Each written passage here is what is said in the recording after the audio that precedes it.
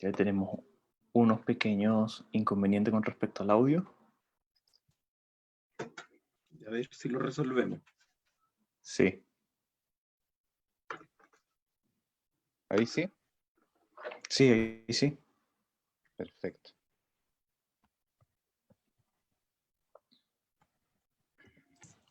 Sí. Bueno, entonces vamos a estar hablando de este gran tema.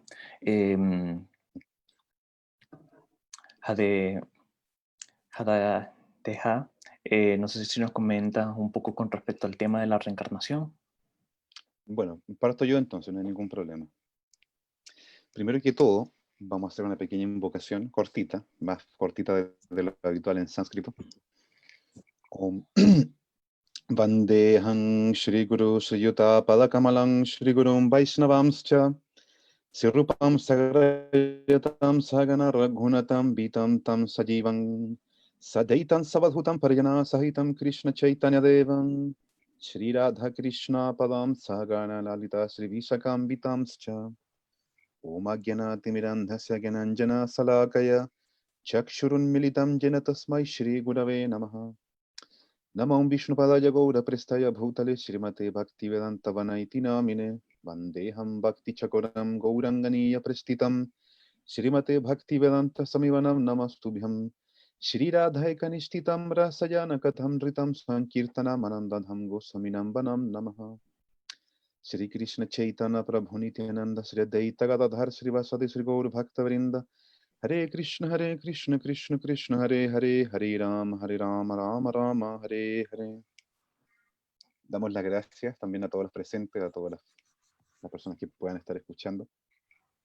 Todo ofrezco mi más humilde y respetuosa reverencia a los pies del loto de mi maestro espiritual, Om Vishnupada Ashtotarasat Sri Srimad Bhaktivedanta Swami Maharaj, y a todos también mis preceptores espirituales, a todas las personas que están conectadas el día de hoy. Y vamos a comenzar con el tema de reencarnación. ¿Qué es la reencarnación desde el punto de vista del Bhakti Yoga o de las escrituras antiguas de la India? Vamos a comenzar explicando primero lo siguiente, el siguiente concepto. Nuestro maestro espiritual siempre, para hablar de este tema, dice que otorga la enseñanza, según la escritura, de que debemos diferenciar siempre entre qué es materia y qué es el espíritu, como la diferenciación clásica entre espíritu y materia, qué es trascendente, qué es intrascendente, qué es eterno, qué es temporal, qué es de carácter temporal. Y en ese estudio, en ese análisis básico, perdón, nos vamos a encontrar con que nosotros, como almas, somos seres eternos, mientras que todo lo que nos rodea, todo el medio ambiente que nos rodea, todo el universo, todo lo que llamamos realidad, es de carácter temporal y por lo tanto no está vivo ni está consciente, según la espiritualidad, según el punto de vista de la escritura. De esa forma tenemos la primera diferencia entre qué es alma o qué es espíritu y qué es materia. La escritura declara, por ejemplo, un verso en bengalí, dice, Jiver Swarabhoi Krishnetiadas. Nosotros como seres conscientes, somos almas espirituales y nuestra verdadera identidad es de ser sirvientes eternos de Dios. Explicado en palabras muy simples, en español claro, sin ningún tecnicismo adicional. Nuestra verdadera identidad de quiénes somos nosotros es que somos almas espirituales 100% conscientes. O sea, no somos esta recubierta física que estamos experimentando ahora, no somos nuestros pensamientos, no somos eso, no somos la sociedad, no somos nuestra familia, no somos el título universitario que poseemos, no somos eso. ¿Cuál es nuestra verdadera identidad? Dice la Escritura, somos sirvientes eternos de Dios, estamos siempre, por toda la eternidad, constantemente anexados a Dios, vinculados a Él, de algún modo, y nuestra única función, nuestra única razón de existir es servirle directamente a Él. O sea, nuestro único propósito en la vida, según la escritura sánscrita, es revivir esta conciencia espiritual de nosotros mismos a través del corazón. Por eso se llama Bhakti Yoga, el yoga de la devoción. Y de esa forma establecer un vínculo de nuestro corazón, el corazón del Señor, en un vínculo de amor, un vínculo de devoción, y eso se llama Bhakti. Entonces, ¿qué más dice la Escritura respecto a eso? Nosotros como seres, no como seres humanos, sino como seres, como un objeto de existencia, algo que existe realmente. Todos somos seres vivos, los seres humanos, las plantas, los animales, también en el reino mineral hay vida, hay diferentes tipos de especies de vida. De hecho, la escritura declara que existen 8.400.000 especies de vida, o sea, da hasta un número exacto. Y dentro de cada una de esas especies de vida uno puede caer como alma, nosotros como existencia. O sea, dependiendo de las circunstancias, podemos adoptar un cuerpo humano, podemos adoptar un cuerpo de un animal, podemos adoptar el cuerpo de un árbol, de un vegetal, de algún ser superior, de algún ser inferior, del punto de vista universal estamos hablando, desde la creación. No sabemos qué podemos ser, no sabemos dónde vamos a caer en esa rueda de constantes nacimientos y muertes, nacimientos y muertes. Y aquí vamos a llegar a la raíz del problema, a la raíz del asunto. Primero comenzamos definiendo que nosotros somos seres espirituales eternos. No somos esto que nos está rodeando ahora, sino que somos chispas integrales de conciencia, de carácter divino, de origen divino también. Somos partes integrales e integrantes de Dios, del Señor Supremo. ¿Qué es Dios? Bueno, yo eso creo que esa es una materia para otro día, para otra clase, para otra reunión. No vamos a concentrarnos tanto en qué es Dios, porque tratar de definirlo también no solo es difícil, sino que es prácticamente imposible, de acuerdo a nuestro entendimiento estamos hablando. La escritura define muy bien qué es Dios, qué atributos tiene, etc. Pero, volviendo al punto, nosotros somos partes integrantes e integrales de Dios. Si Dios es como la escritura hace la siguiente comparación, Dios puede ser comparado a un océano, por ejemplo, y nosotros podemos ser comparados con gotitas de ese océano. Dios puede ser comparado con una hoguera, con un fuego gigante, y nosotros podemos ser comparados con pequeñas chispas de ese fuego gigante, con pequeñas chispitas. O sea, somos partes microscópicas de Dios. Una escritura antigua que se llama Jaiva Dharma, escrita en bengalí en el siglo XIX, describe a Dios como infinitamente grande, o que se expande infinitamente, y a nosotros como almas infinitamente pequeños o infinitesimales, o sea, como infinitamente hacia adentro. Nuestra pequeñez no tiene ningún límite. Somos seres infinitamente pequeños, mientras que Dios es infinitamente grande. Y esa pequeñez o esas chispas de conciencia divina, explica la Escritura, que somos nosotros como almas. Y en este minuto, debido a varios procesos, debido a varios fenómenos, específicamente se explica en palabras simples para que lo podamos entender así, en algún minuto nosotros volteamos nuestra vista de Dios, o sea, dejamos de, entre comillas, ¿cierto? Para que se entienda bien, se explica así, no quisimos ver a Dios y simplemente nos dimos vuelta hacia Él, le dimos la espalda a Dios y nos concentramos en la materia. Nosotros quedamos mirando el mundo material y por asociación con ese mundo material quedamos cubiertos por eso, por una energía. La escritura sánscrita llama maya o ilusión. O sea, ese velo en el fondo recubre nuestra verdadera identidad, recubre nuestra identidad real, para que podamos estar aquí adentro de este mundo sin ninguna conciencia de Dios, y en el fondo nosotros creyéndonos Dios. Esa es la función de ese velo que recubre toda la existencia.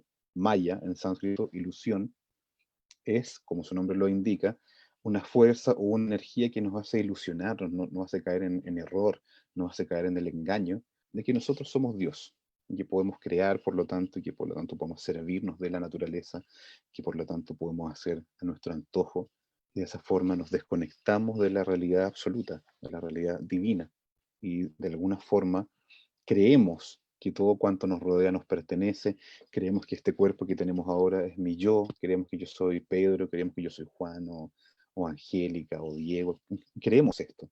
Y de esa forma, Maya o la ilusión nos tiene así como una perla en una concha, atrapados constantemente, por toda la eternidad, de hecho. Una de las definiciones de nosotros como almas es que estamos, según la escritura, estamos bajo esa caparazón de ilusión por toda la eternidad. No hay una forma efectiva de poder salirnos de eso. Y eso es lo que en sánscrito se conoce como samsara, o el ciclo eterno de nacimientos y muertes, nacimientos y muertes. Entonces, como almas divinas que somos, estamos incrustados, digamos, en esa conciencia material, pero no somos materiales, sino que somos seres conscientes, somos seres de origen divino, chispas espirituales conscientes, pero que de algún modo, como expliqué, bien simple, en palabras muy simples, sin citar ningún tecnicismo ni nada, quedamos atrapados dentro de este caparazón de ilusión y por lo tanto desconectados para siempre o al menos así pensamos nosotros, ¿cierto? Igual hay una esperanza, por supuesto. Pero estamos constantemente atrapados ahí e ilusionados en la oscuridad, pensando en el fondo que somos Dios, queriendo disfrutar, queriendo explotar la naturaleza que nos rodea, queriendo explotar a los seres humanos que nos rodean y a los seres vivos en general. Entonces, bajo ese velo ilusorio, nosotros como seres eternos que somos, vamos adquiriendo con el paso de los eones, con el paso de las eras, diferentes tipos de personalidades. Ahora somos este cuerpo, o creemos que somos este cuerpo físico, y más adelante cuando este cuerpo muera, vamos a adquirir otra envoltura física más, y así, y así. Hay un verso en sánscrito, bueno, hay harto verso en sánscrito en realidad, de una escritura que se llama Bhagavad Gita, la canción del Señor, o el canto del Señor, el canto divino del Señor, significa en español, que narra, estoy siendo lo más sintético posible, por favor, si voy muy rápido me dicen, para ir un poquito más lento, no sé. Esta escritura Bhagavad Gita en sánscrito tiene aproximadamente 5.000 años de antigüedad y narra la historia de un guerrero llamado Arjuna y su amigo, o el conductor del carro de guerra que él tiene llamado Krishna, que en realidad se va revelando a través del texto, que ese Krishna o ese conductor del carro de este guerrero es Dios mismo, que está adquiriendo, ¿cierto?, una personalidad distintiva para poder realizar un acto divino o un juego divino, y eso se llama lila en sánscrito, para desarrollar una historia divina con una enseñanza detrás, con un trasfondo. Entonces, bien en síntesis, en algún minuto, sobre todo en el capítulo 2 se explica, Arjuna se tiene que enfrentar a la guerra, porque a todo esto se me olvidó comentar que había una guerra provocada y se armaron dos bandos rivales. Entonces uno estaba de un lado, que era Arjuna, y otros más, y Krishna, que le manejaba el carro, y del otro lado estaban los familiares de Arjuna, muchos familiares de él, porque era un conflicto así como a nivel familiar muy grande, a nivel como de dinastía, no a nivel familiar como se entiende ahora, porque ¿cuántos somos nuestro núcleo familiar? 10, 20, 30, 100 personas, o así como mucho, pero en cambio esto es una pelea de dinastías, así, muy grande, ejércitos muy grandes. Entonces, en resumen, de un lado estaba Arjuna, el guerrero Arjuna, con su amigo Krishna, y del otro lado de la guerra, el campo de batalla, estaban los familiares, había muchos familiares de Arjuna, directos. Entonces él se encuentra en la vicisitud de tener que luchar, de tener que ir a la guerra y matar en el fondo a sus propios familiares. Entonces le empieza a decir a Krishna, yo no quiero pelear, prefiero irme acá, prefiero abandonar todo y prefiero irme a vivir al bosque como una seta, como un renunciante. Y empieza a explicarle todo eso, empieza como a estar muy abatido Arjuna. Y en algún minuto le dice a Krishna, ¿sabes qué? En síntesis, no sé más, no tengo idea de qué hacer, estoy muy confundido, por favor, ayúdame. Yo ahora soy tu discípulo, me entrego a ti, así que por favor, ilumíname. Y a partir de ese minuto, Krishna le empieza a enseñar a Arjuna la ciencia del alma. Primera cosa que le enseña la ciencia del alma. Y le explica, Krishna le dice a Arjuna, le dice, yo ya decidí la muerte de todos los que están presentes en esta guerra, como Dios es. No como un Dios, sino como Dios, con mayúsculas.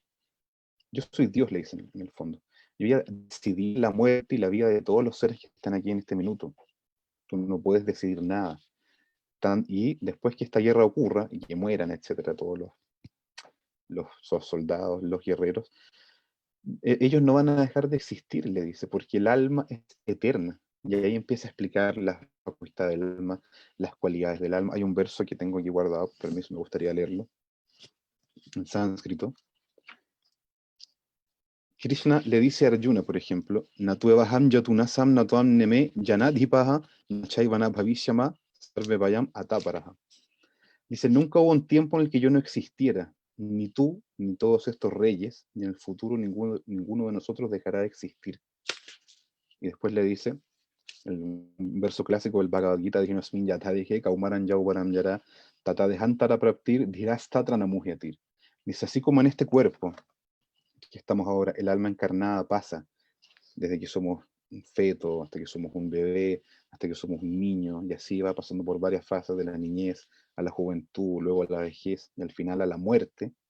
De la misma forma, le explica Krishna a Arjuna, al momento de la muerte vamos a seguir nosotros existiendo, pero vamos a adquirir otro tipo de cuerpo. Dejinos minyatadhi kaumaram yauvanam yara, tatadehantara pratit dhirastatranamujyati.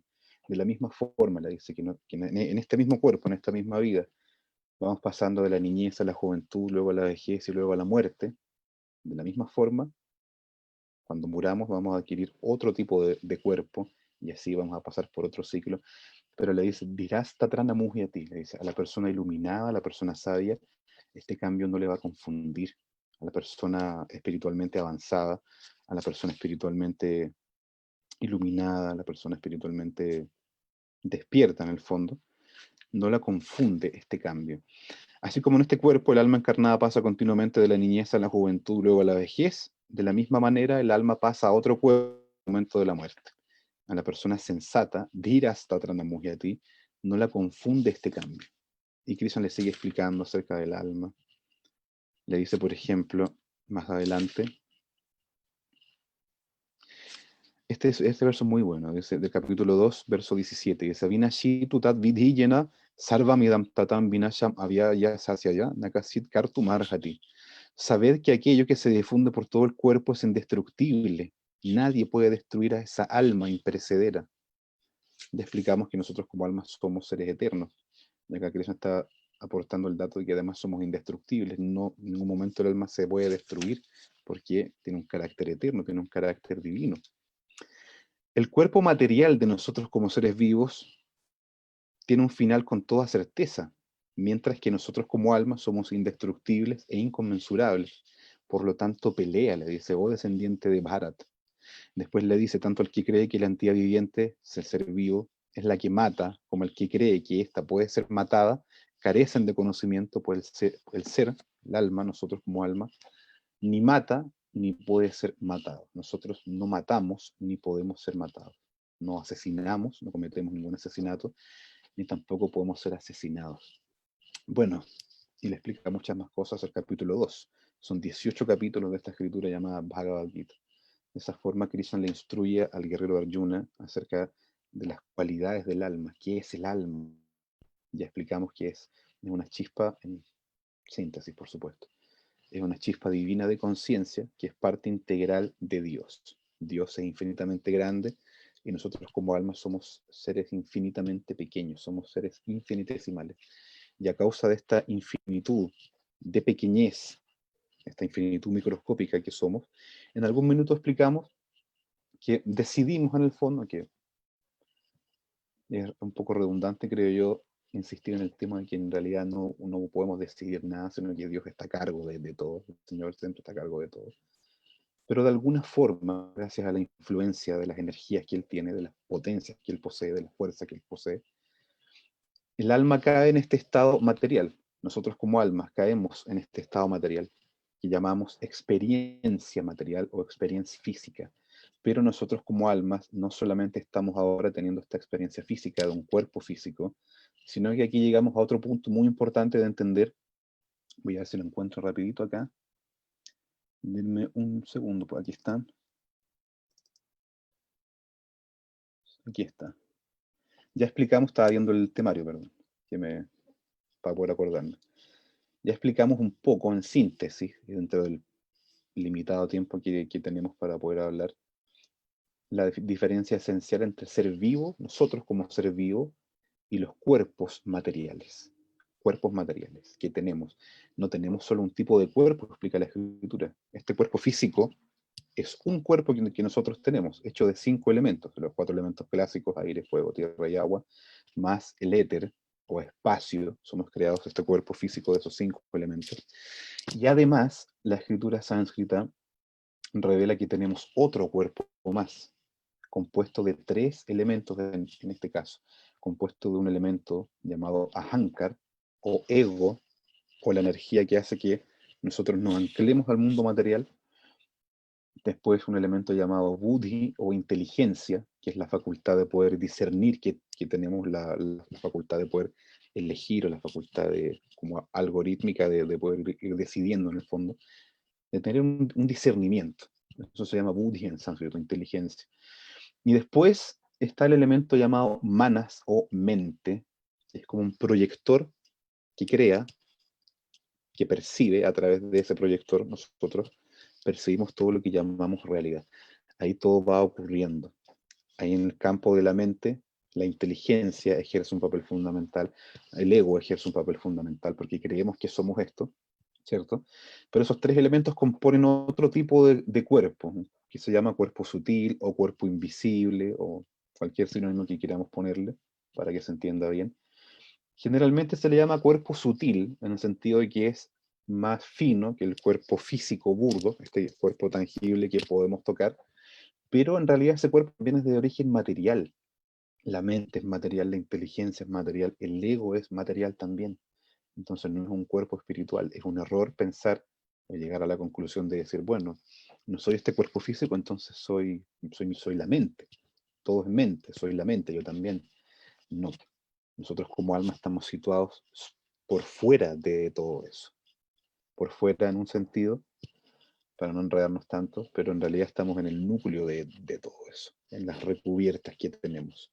Entonces eso explica la escritura, que nosotros como seres divinos, como chispas de conciencia en miniatura, tenemos una recubierta que es el ego, otra recubierta que es la mente, o la inteligencia, y después otra recubierta que es la mente, y esos tres elementos componen un tipo de cuerpo, y después está la recubierta densa, la recubierta física, y eso es otro cuerpo.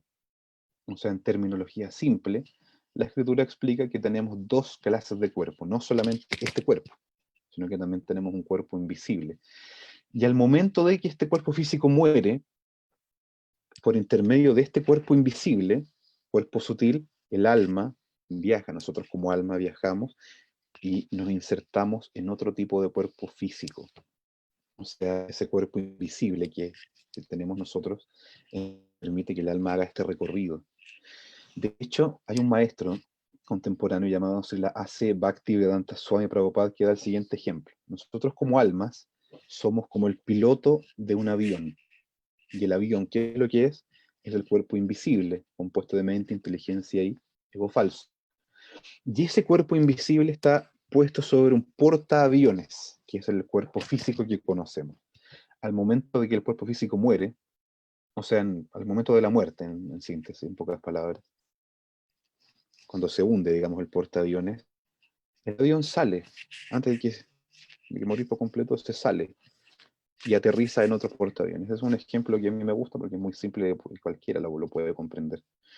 Pero el piloto, el conductor del avión, se mantiene intacto. El conductor del avión no sufre ningún cambio. Es como vemos siempre todos los días en las calles, autos conducidos por seres humanos.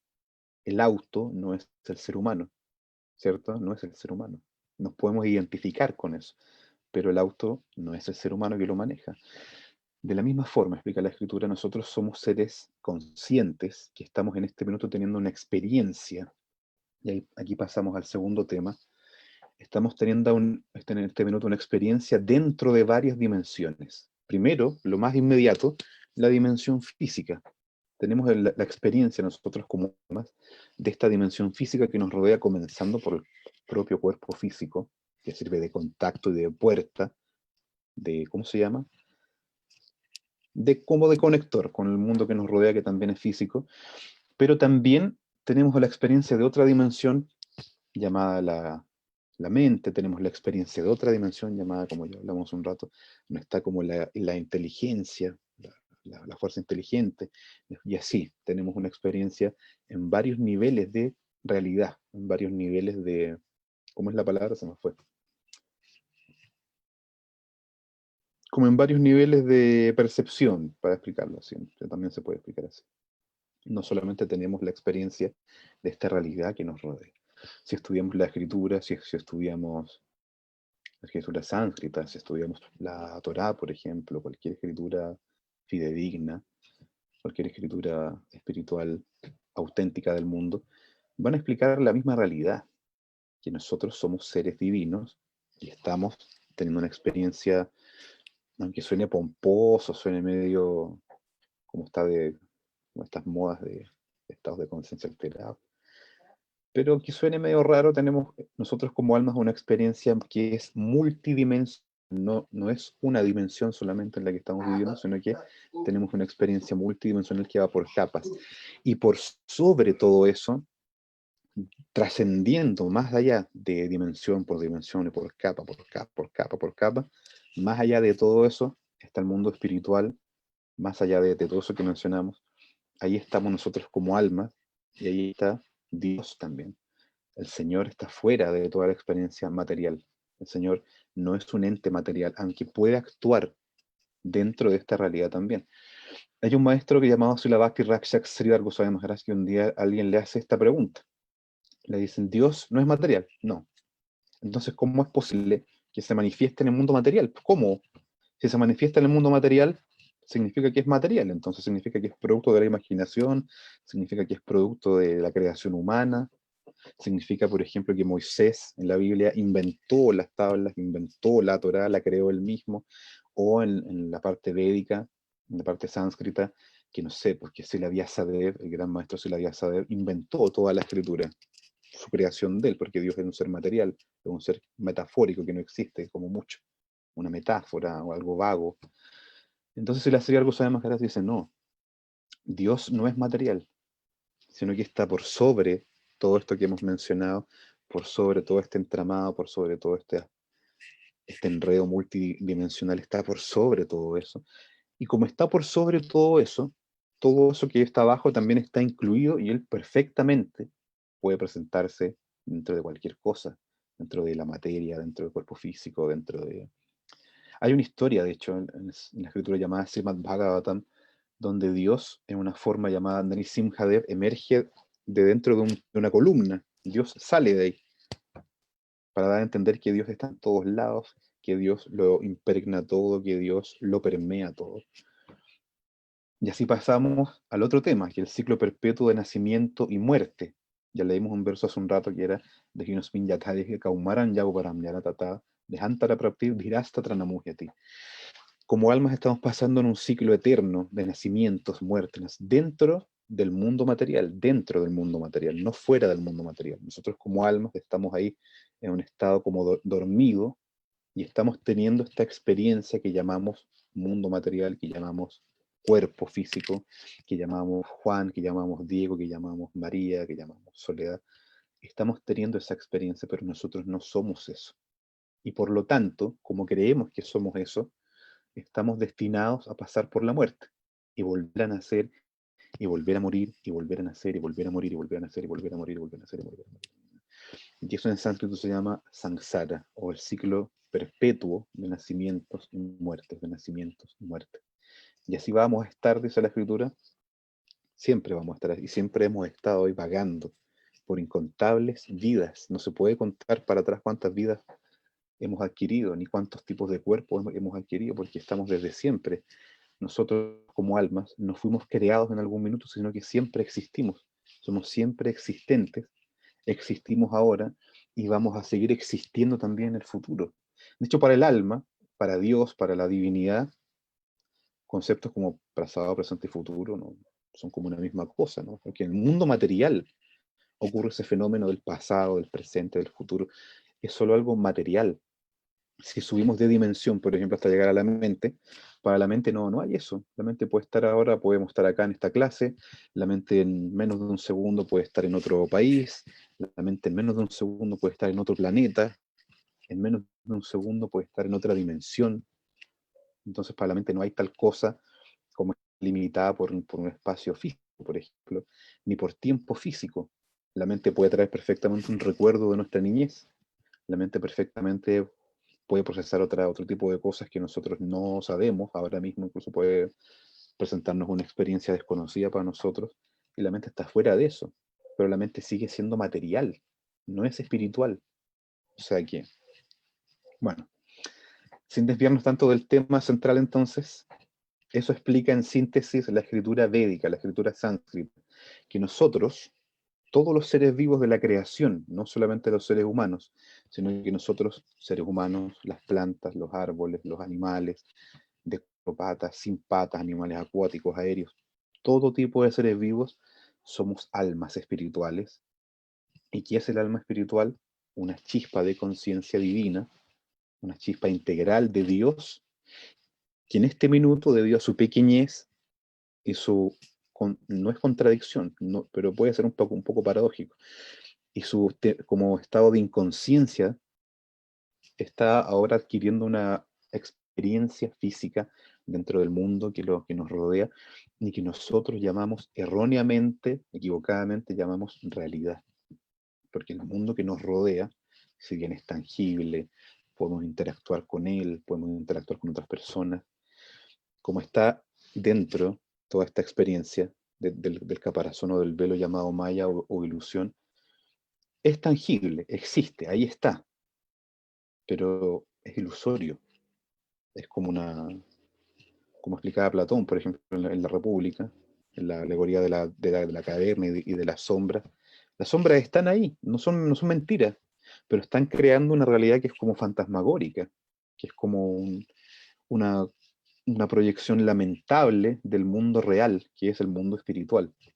La escritura de hecho explica, el mismo Bhagavad Gita explica en el capítulo 15, dice que el mundo espiritual, ahí está el mundo espiritual para que se entienda bien, y acá está el mundo físico, ¿cierto? Para que lo podamos entender, un ejemplo para que lo podamos entender. Pero el mundo material está invertido, es un reflejo del mundo espiritual, y por lo tanto el Bhagavad Gita explica, por ejemplo, da la alegoría de un árbol que está invertido, cuyas raíces están arriba y cuyos frutos están abajo. O sea, los frutos tangibles del árbol están abajo. Eso explica Bhagavad Gita capítulo 15. De la misma forma, explican otras escrituras también, como el Jaiva Dharma o otras más, la experiencia que estamos teniendo ahora, creemos que es como la experiencia final, pero no es la experiencia final, porque estamos obteniendo el fruto tangible de esta creación, de la creación superior, pero esta creación o este mundo que nos rodea es un reflejo invertido de la creación espiritual del mundo espiritual. Por lo tanto, y ese sí que ya definitivamente es otro tema, para poder nosotros acceder o aspirar a acceder a ese mundo espiritual o a esa realidad espiritual, debemos actuar con las leyes y principios que rigen esa realidad espiritual y no las de acá, pero ese es otro tema.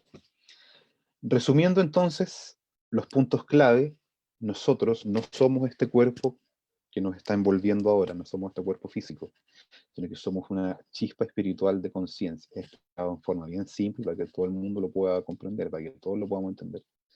Somos una chispa de conciencia divina, de carácter eterno, o sea que siempre hemos existido, nos fuimos creados en algún momento, siempre hemos existido, estamos existiendo y vamos a seguir existiendo, pero debido a nuestro contacto con la materia, con la energía material del Señor, llamada en sánscrito Bahiranga Shakti, estamos teniendo ahora una experiencia del tipo material.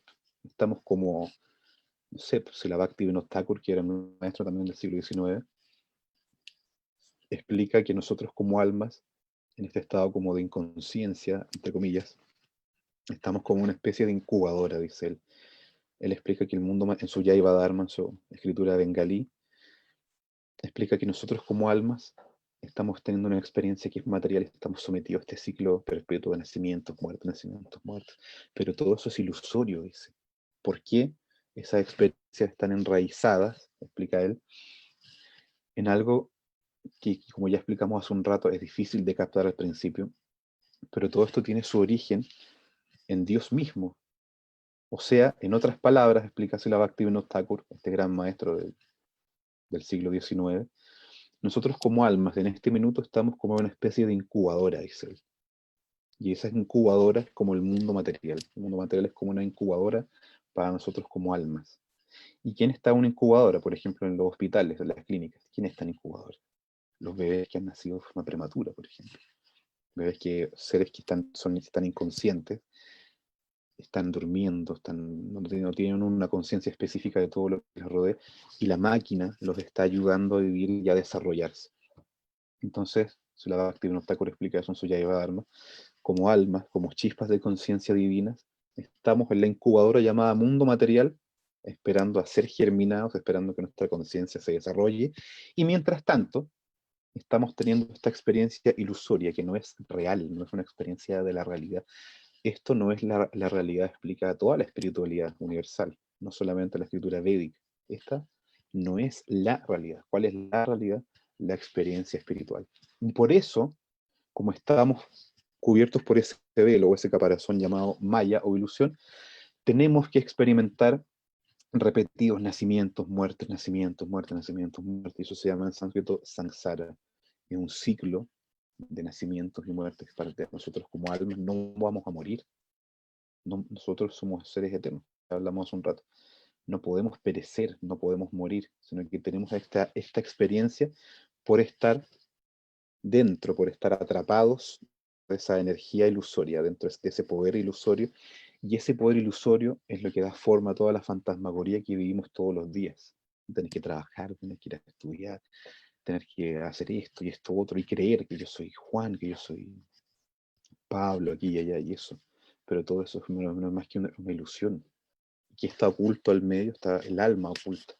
Y cuando, mediante el proceso espiritual, vamos practicando, esa alma se va descubriendo y va progresando y va despertando gradualmente y va teniendo una conexión directa con Dios. Y esa conexión directa con Dios en sánscrito se llama yoga. ¿Qué significa yoga? Una conexión con Dios, un enlace con el Señor, como un enchufe, como enchufarnos con Dios. Pero esa experiencia para nosotros parece que es eterna, parece que dura mucho. ¿Cómo me conecto con Dios ahora? No veo un cambio específico al tiro, pero es porque todavía estamos anclados en la materia, en las energías materiales, pero en realidad yoga es este proceso de enlace o de unión con el Señor es sumamente poderoso, es efectivo y es la realidad en el fondo. Conectarnos con Él de alguna forma, a través de varios tipos de prácticas o senderos, y específicamente explica la escritura, yoga hasta yomaya proktandrinam yo, dice karma gyana chavaktischa, la otra línea me la perdí, gyana karma chavaktischa no payanasti kutrachit, Dios ha creado varios caminos de avance, y uno de los caminos se llama bhakti o devoción, a través de nuestro corazón, trabajar en nuestro corazón para poder desarrollar esa devoción con el Señor. Eso es de carácter eterno. Ahí estamos recién entrando a la realidad, recién entramos como a experimentar un chispazo de realidad. Y ese primer chispazo de realidad que experimentamos en nuestro corazón, dice la escritura que se llama fe, o en sánscrito shraddha. Y de ahí hay varios procesos más para poder seguir expandiendo nuestra conciencia, pero ese primer chispazo de fe en nuestro corazón, de fe por sobre la razón, digamos, de fe por sobre lo acostumbrado, de fe por sobre el intelecto, etc. Un chispazo en el corazón en nuestro primer rayo de esperanza para finalmente alcanzar, explica la escritura, ese amor puro por Krishna. Krishna en la escritura sánscrita es el nombre para Dios, amor puro por Dios, y de esa forma estar en la realidad, no más en la ilusión. Conclusión entonces, porque creo que ya estoy como en la hora, al menos de mi parte.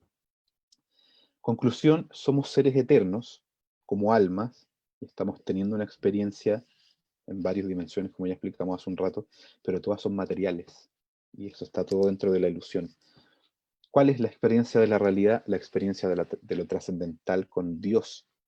¿Mediante qué? Mediante la devoción, mediante el corazón, mediante la devoción a Dios, y eso en sánscrito se llama Bhakti Yoga, y de ahí recién podemos experimentar eso a través de sucesivos chispazos, como ya explicamos hace un momento, partiendo por uno que se llama fe, o Shraddha en sánscrito, podemos optar a finalmente a tener una relación de amor puro por Dios.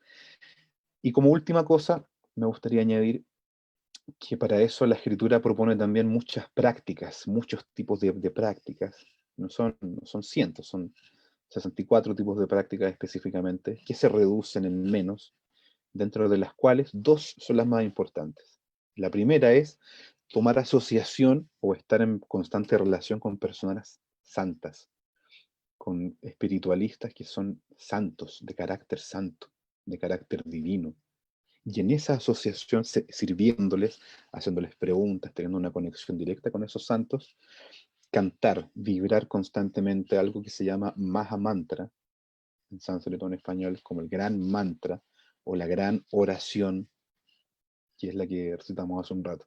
Hare Krishna, Krishna Krishna, Hare Hare, Hare Rama, Rama Rama, Hare Hare. De esa forma vibrando este Maha Mantra, o esta gran oración, este gran mantra, todos los días explica la escritura, nuestro corazón se va purificando, Cheto Darpanam Arjanam Bhavamahadavagnir Papanam, el espejo del corazón, dice la escritura, Cheto Darpanam Arjanam, se va limpiando y vamos reflejando nuestra verdadera naturaleza, o sea, saliendo, ahí podemos optar de forma efectiva como a salir de todo este caos, de todo este nacimiento, muerte, salir de esta ilusión y poder tener por fin contacto con la realidad a través de este proceso espiritual. Yo sé que, no sé cuánto habrá pasado, 30, 35 minutos, yo sé que es muy poco, de hecho es muy poco, para tratar este tipo de temas tan delicados y que requieren de más tratamiento, de más profundidad.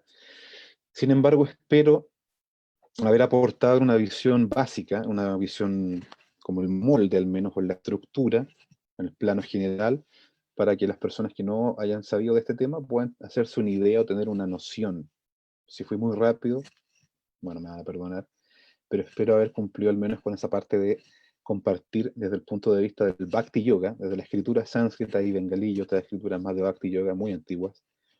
Espero haberles compartido de forma efectiva, al menos, la idea general o la noción general. Así que muchas gracias por su atención. Muchas gracias, Belladeva.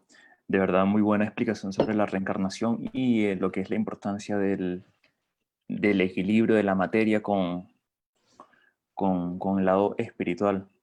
Estamos muy agradecidos con tu exponencia. Te recuerdo que al final tenemos la sección de preguntas donde tanto tú como Esteban van a estar respondiendo a las preguntas de nuestros... No, yo también me voy ahora. Ya. No, broma. No, aquí Ok. No, esta charla desde que viene de Esteban no me la pierdo, voy a tomar nota y todo, y quedo atento a las preguntas también para el final. Sí, es que yo creo que las dos charlas como tal, la tuya fue excepcional, de verdad que yo de mi parte pude aprender muchas cosas que desconocía o que tenía cierta duda, pero me quedaron súper claras. De verdad, muy buena charla. Entonces ahora vamos con Esteban. Vuelvo a presentarle a Esteban ya que tuvo un pequeño inconveniente técnico. Les presento a Esteban Acuña, maestro y guía de Cábala, fundador de Cábala Live, Chile. Bienvenido, Esteban. Hola David, muchas gracias. Sí, por fin solucionamos el problemita técnico que teníamos y vamos a tratar de empezar de inmediato, ¿sí? Primero que todo quiero dar las gracias por haberme invitado y quiero hacer una pequeña aclaración que es súper importante. Lo que voy a compartir yo en esta pequeña charlita, ¿cierto? No lo voy a hablar desde mi propio conocimiento, sino desde lo que yo he recibido de la tradición ancestral de la Cábala, ¿sí? Si bien los mismos cabalistas nos enseñan que uno añade a lo que aprendió desde el propio estudio y de la propia experiencia, es costumbre, nuestra costumbre y nuestra enseñanza, siempre mencionar a quienes nos enseñaron o las fuentes de las que tomamos lo que vamos a compartir y no hablar en nuestro propio nombre, ¿sí? Porque nosotros somos transmisores de lo que fue revelado a los ancestros en términos espirituales. Entonces la Kabbalah, de hecho la palabra Kabbalah significa literalmente recepción. Por eso que nosotros decimos que la Kabbalah no se estudia, ni tampoco se practica. La Kabbalah se recibe. ¿Sí? La entrega un maestro, la recibe un estudiante, que luego la entrega y otro la recibe. Era un ciclo que comenzó hace miles de años y que continúa hasta el día de hoy. Entonces quiero mencionar a mi maestro, el que me entregó a mí la iniciación al conocimiento de esto, Rab Haim David Zucker, Barsi Hronoli Braja, que ya trascendió este mundo. Era un tzadik que estuvo en este mundo hasta hace 11 años atrás, y yo recibí de él, al menos los primeros 6 años de formación la recibí de él. Luego, Baruch Hashem, el creador no me dejó huérfano, pude tener otros guías, pero él es a quien yo considero mi lazo con este conocimiento, mi conector con este conocimiento que viene desde Moisés y antes de Moisés, desde Abraham y antes de Abraham, desde Adán, y a Adán pasó desde la fuente misma, desde la fuente suprema. Entonces, como dicen los sabios del Talmud, voy a hablar en nombre de quienes nos educaron.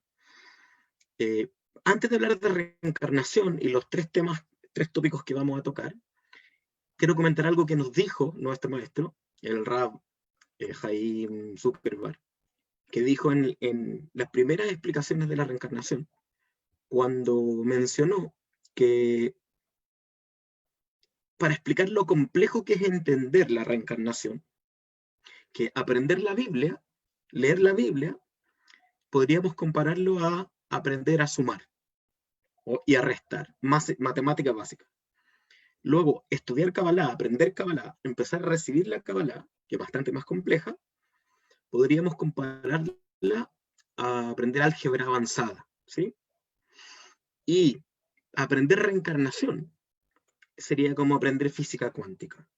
O sea, no es un tema simple, de hecho es uno de los temas más complejos de entender en su mecanismo y en sus detalles, pero la idea que tenemos nosotros como Fundación Kabbalife para lo que nacimos es para tomar este conocimiento y simplificarlo, ¿cierto? Y traerlo de manera simple, como le decía el otro día a un estudiante, masticado, para que todo el mundo pueda entenderlo y pueda comprender, y si es posible, si nacen dentro de ello, considerar esto como parte de su vida o como un impulso para hacer algo con su vida. Habiendo dicho esto, tengo que comenzar con el tema. El concepto de reencarnación para nosotros no es el más exacto para definir el proceso del que vamos a hablar. En Kabbalah, ¿cierto? En hebreo, en los textos hebreos, esto es llamado Gilgule Haneshamot, o sea, el ciclado de las almas. Podríamos decir el reciclado de las almas. Tiene que ver con un ciclo que las almas tienen que cumplir. Y esto tenemos que partir diciendo que tiene un propósito. En Kabbalah siempre estudiamos desde las preguntas. Entonces aquí tenemos que entender el por qué y el para qué, o sea, el propósito de lo que vamos a conversar.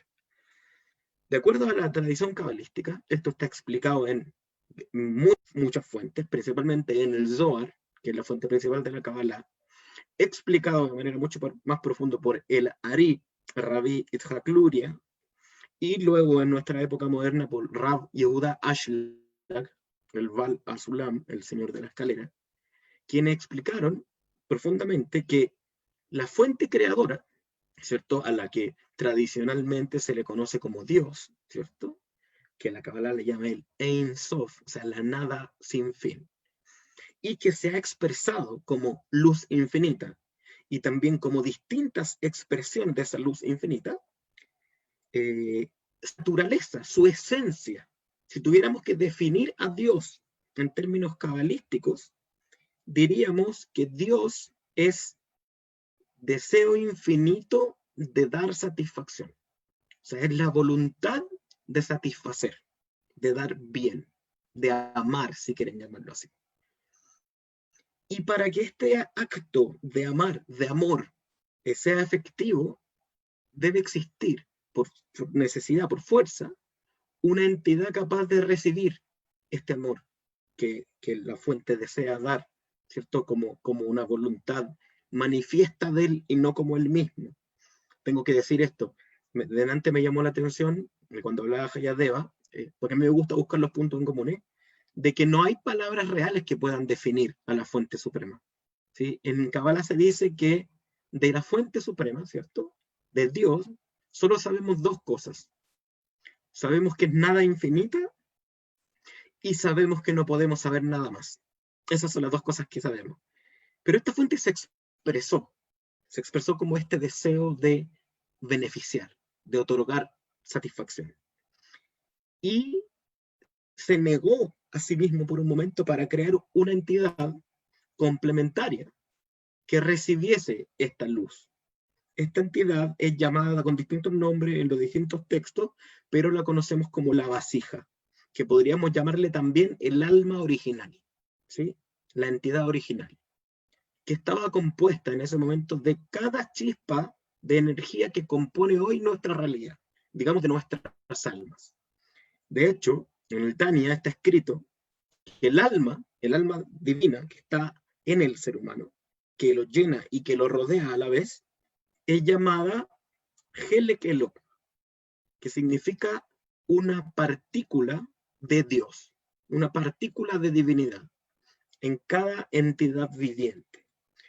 Entonces, con esto, y esta partícula, ¿cierto?, se hizo parte de este mundo cuando ocurrió lo que en Kabbalah se llama el Tzimtzum, que es básicamente lo que la ciencia describe como el Big Bang, ¿cierto? El Big Bang es el último proceso del Tzimtzum, del proceso de creación de la realidad limitada que hoy día conocemos, dentro de una realidad ilimitada e infinita, que es el creador mismo, ¿sí?, que está fuera de los límites de la realidad. Y esta estructura original, llamada la vasija, explotó, ¿cierto?, en forma de infinitas chispas, ¿cierto?, chispas de energía que contienen, por decirlo en términos modernos, el ADN divino, y cada una de estas chispas se convirtió en un aspecto de nuestra realidad ilusoria, material, e inmaterial, incluidas nuestras almas. Y estas almas vienen con un propósito al mundo, que es, ¿cierto?, reconstruir esta realidad anterior. O sea, volver a esta experiencia divina de recibir la satisfacción de la luz, básicamente de ser uno con el creador de nuevo. Para entender cómo funciona, vamos a hablar de los conceptos que vamos a tocar hoy día. Hablamos de cuerpo y alma, para entenderlo. En Kabbalah se presenta un concepto distinto al tradicional que uno escucha en Occidente, que es, somos un cuerpo que tenemos un alma. En Kabbalah es al revés. En verdad nosotros somos un alma, ¿cierto? Y esa alma toma un cuerpo.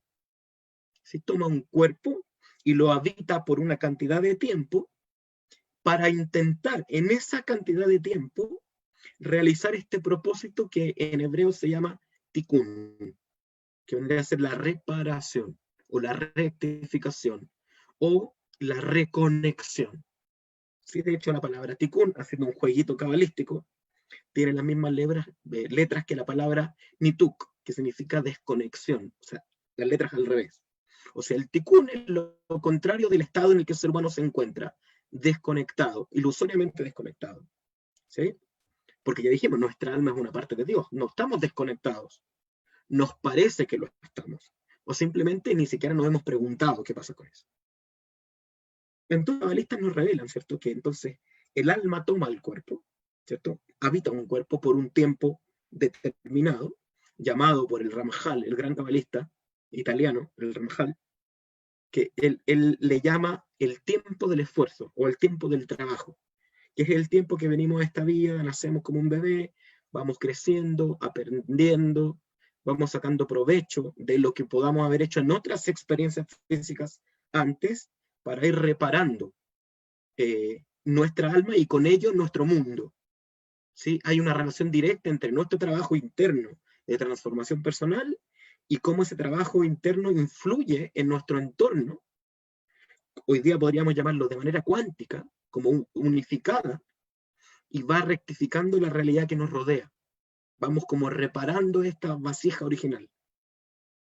Entonces tenemos, ¿cierto? Esta alma tiene un cuerpo, y este cuerpo, ¿cierto?, que está compuesto de materia, de 4 elementos básicos, ¿cierto?, tierra, agua, fuego y aire, y de una entidad que lo unifica completamente, que esta parte física se llama el guf, el cuerpo, también llamado basar, carne, y también llamado afar, polvo, ¿sí?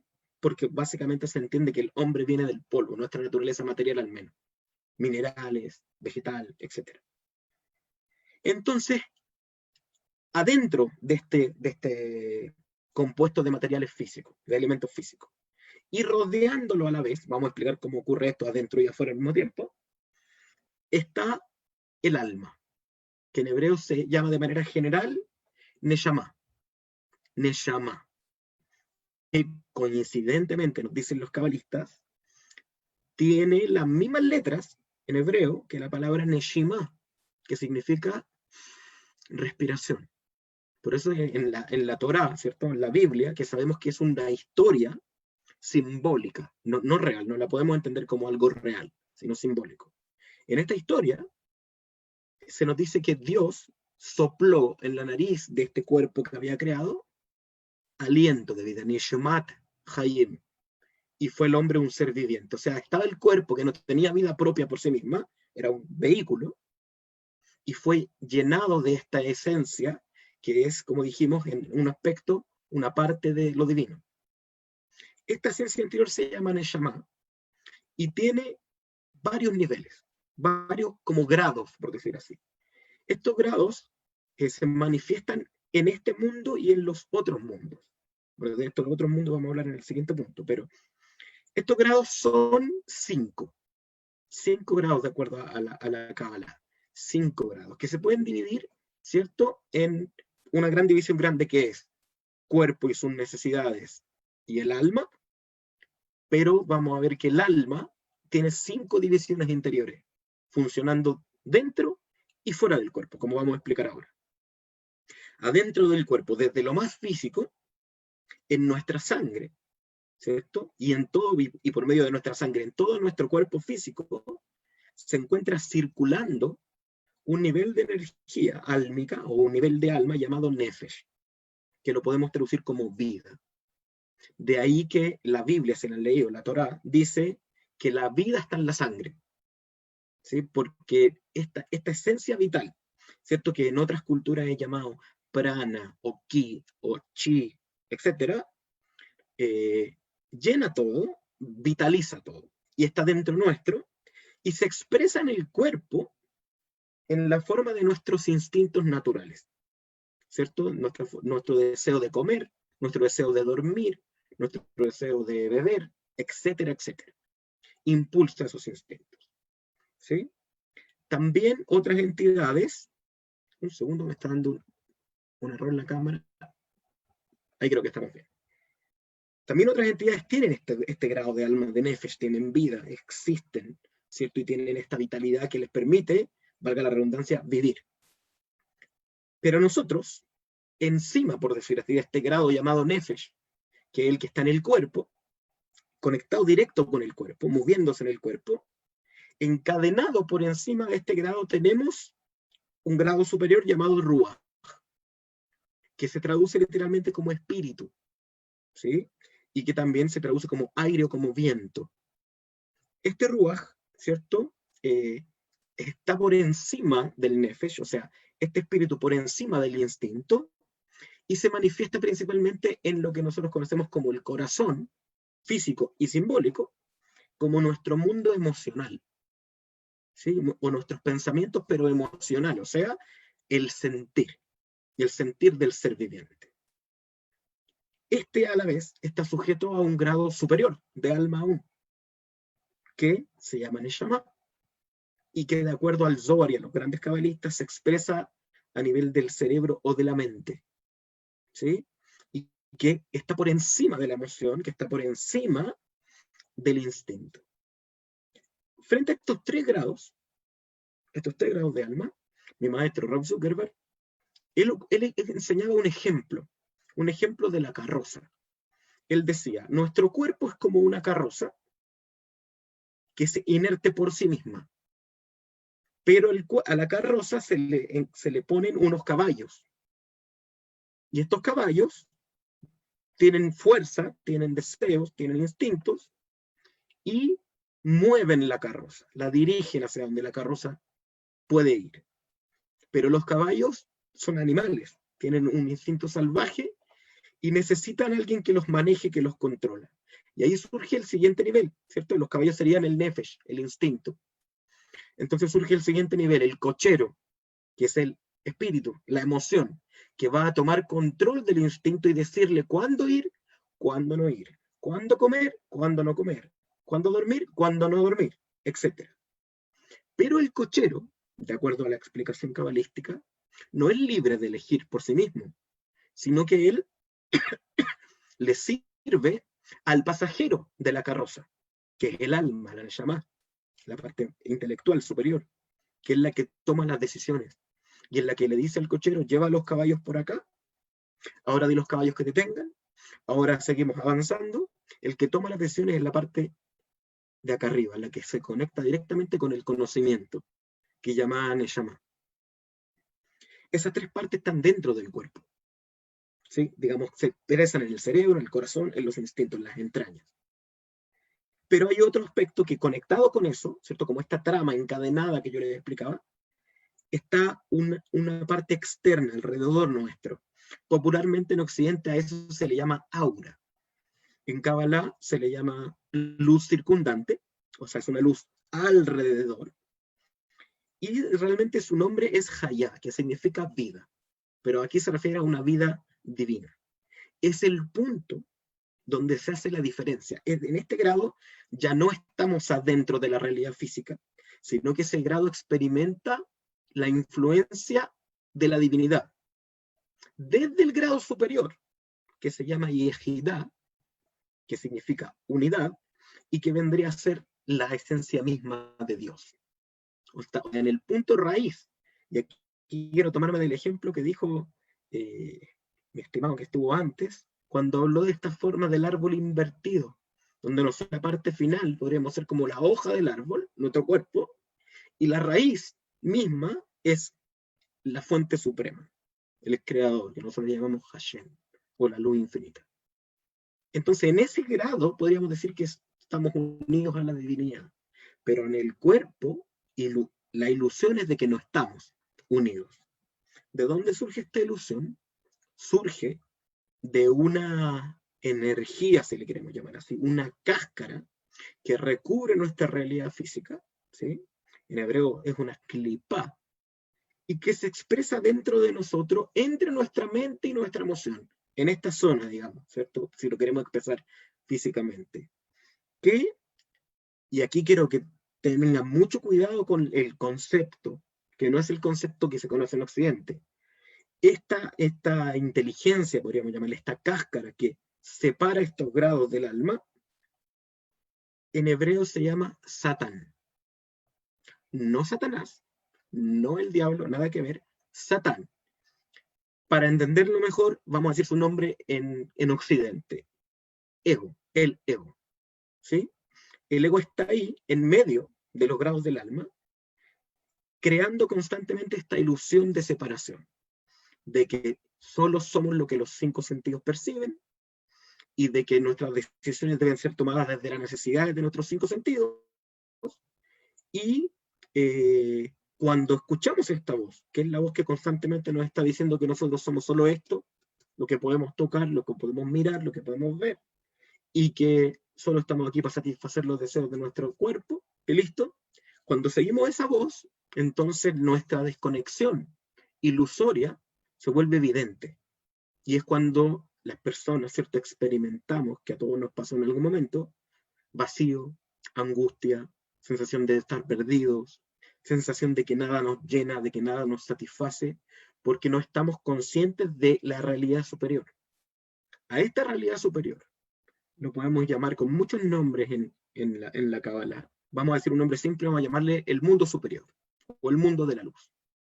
Este mundo de la luz es donde existe la verdadera realidad, lo real, llamémosle así, y que está, ¿cierto?, compuesto de luces de distintas frecuencias y de distintas vibraciones, y esas luces contienen el potencial o la materia prima de todos los tipos de satisfacción trascendente que hay.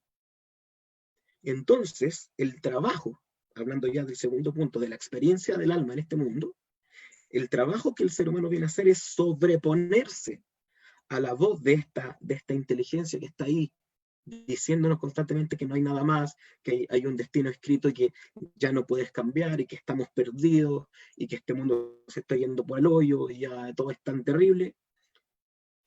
Pero el propósito de esta voz no es hundirnos como propósito final y separarnos, sino es que surja en nosotros el deseo de ver que hay algo más allá. Que hay algo más allá, que es esta luz infinita. Que ya dijimos al principio que es su naturaleza. La naturaleza de esta luz infinita es deseo infinito de otorgar, a diferencia de que nuestra naturaleza es deseo de recibir. Entonces, existen leyes universales que aplican en este mundo como parte de este sistema, que van empujando a los seres a esta sensación de vacío, esta sensación de que algo no anda bien, y cuando la persona no se da cuenta solo por su cuenta, el sistema empieza a empujarlo hasta que empiezan a nacer en él, o se despierta en él, lo que en hebreo se llama de Nekudabalev, el punto en el corazón, ¿sí?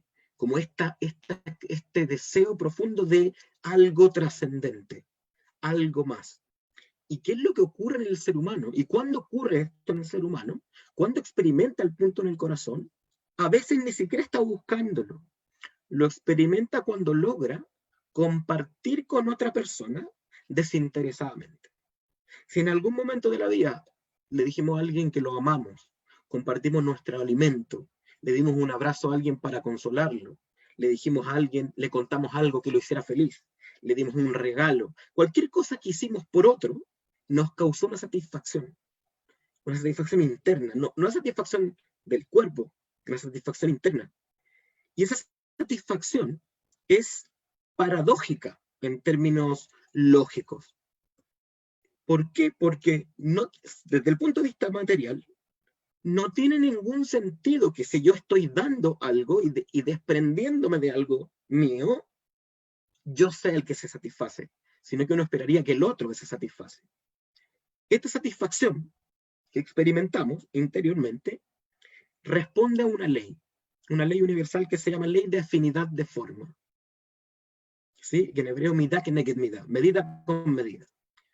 Quiere decir que cuando nosotros actuamos parecido a alguna entidad o alguna energía, inmediatamente nos unimos a esa energía, aunque sea temporalmente. Entonces, cuando el ser humano comparte, da, se pone en la misma sintonía que el mundo de la luz, porque la energía de la luz es el deseo, la naturaleza de la luz es dar. Entonces, al hacer eso, la barrera creada por el ego por un momento se disipa. Nos entramos en conexión o en comunión con esta luz superior y experimentamos un placer trascendente. A medida que vamos practicando esto y vamos aprendiendo cómo recibir para compartir, es que vamos realizando lo que podríamos llamar en la vida una captura de luz. Porque en cada momento que logramos compartir desinteresadamente, hacer el bien a otro desinteresadamente, entonces ganamos un poco de luz y vamos reparando este pedacito, ¿cierto? Completando este pedacito de alma, que es el que tenemos que reparar.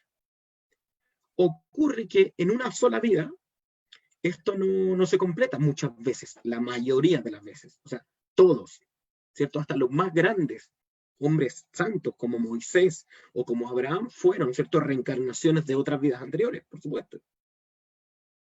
Y a medida que fueron en cada vida ganando experiencia, ganando conocimiento, ganando aprendizaje, evolucionando, sanando, reparando, ¿cierto?, su conexión con la luz, fueron avanzando hasta completar este proceso, el proceso del tikkun personal, o sea, del que cada persona tiene que hacer. Y cuando eso ocurrió, ¿cierto?, el alma trasciende, que lo vamos a explicar en un momento más. La mayoría de las almas no ha logrado eso y está experimentando el último punto del que tenemos que hablar hoy, el ciclo de la vida y la muerte, el Gilgul, como le explicaba, el reciclado del alma. Cuando el alma bajó a este mundo, para explicarlo de una forma que sea entendible, de forma didáctica, cuando el alma bajó a este mundo por primera vez, ¿cierto?, cuando por primera vez tomó un cuerpo físico, cada una de sus acciones altruistas o positivas fue, ¿cierto?, creando o despertando en él estos distintos grados de luz, estos distintos niveles de luz que ya dijimos, instinto, emocional, mental, etc. Y lo más probable es que en los primeros niveles, ¿cierto?, y esto quizá podríamos encontrar un paralelo en esto con la teoría de la evolución, que las primeras veces que el ser humano estuvo en este mundo era un poquito menos evolucionado que hoy. Y la humanidad va evolucionando en directa relación a los grados de alma que va completando o de los que va tomando conciencia.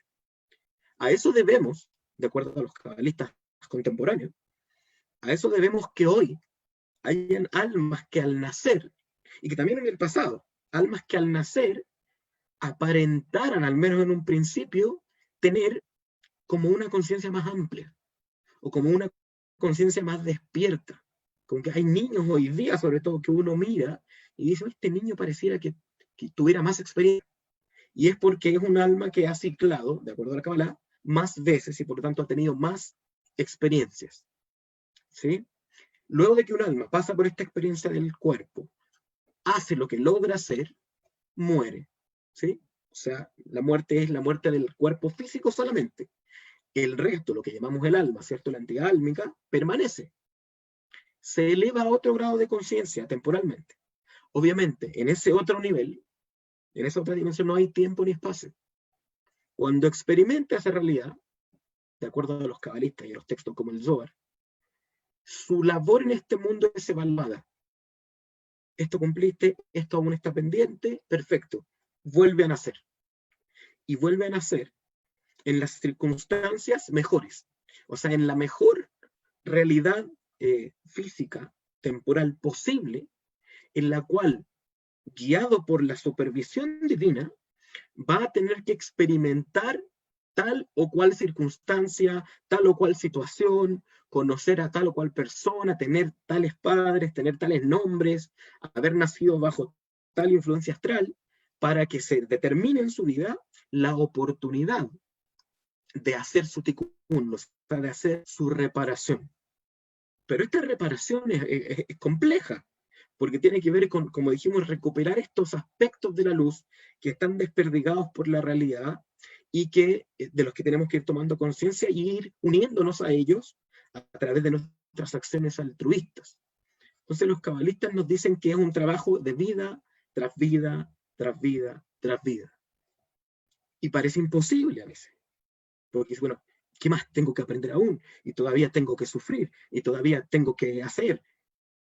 El Rav Zuckerberg, mi maestro, él decía que hay dos caminos, ¿cierto? Respondiendo al maestro del maestro de su maestro, que dejó escrito en un libro que se llama Shalom Leolam, ¿cierto? Paz para el mundo, donde dejó escrito que la humanidad de alguna manera está condenada, en un sentido positivo, a la evolución final. O sea, la humanidad en algún momento, no sabemos exactamente cuándo, va a llegar a este tikkun, a esta reparación, a esta enmienda completa, y vamos a trascender esta realidad física, ¿cierto?, de la ilusión del ego, y vamos a volver a estar en una comunión perfecta con la fuente suprema.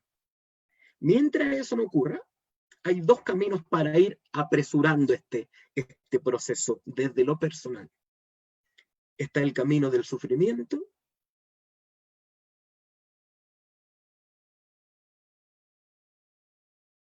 conciencia.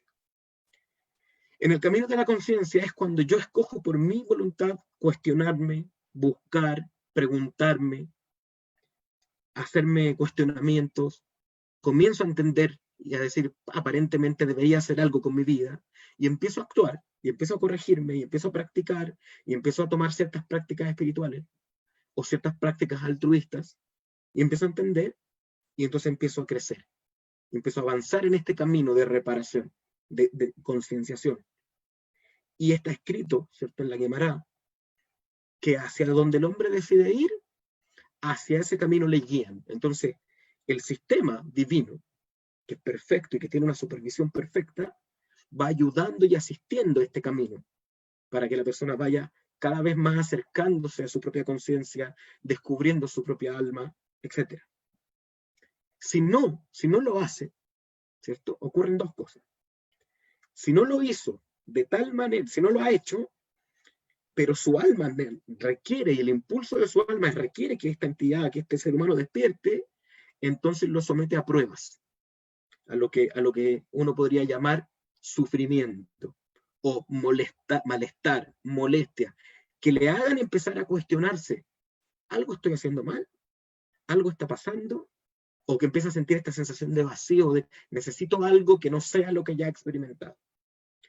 Y si no despierta, empiezan como de alguna manera como a empujarlo a ejercer ciertos niveles de presión, siempre dejándole a él la elección final, al menos en este mundo, la elección final de decir, no, sigo por donde voy o busco otro camino. Si pasa cierto determinado tiempo y no lo logra hacer, y no cumple con su parte que tenía que viene a reparar en este mundo, muere. Su cuerpo muere, su alma vuelve a entrar en este estado de conciencia divina, o conciencia atemporal y no temporal, se vuelve a realizar esta evaluación, se vuelve a entender, ok, lo que queda pendiente es tal cosa, por lo tanto va a ir a tal circunstancia, en tal familia, y va a tener que vivir tal y cual cosa, y vuelve a nacer. Y así continuamente. Y lo interesante de esto es que cuando volvemos a nacer, ¿cierto? La evolución ya ganada del alma no se pierde, sino que, y todo el conocimiento adquirido, y toda la experiencia adquirida en las vidas anteriores, está con nosotros, en un nivel inconsciente.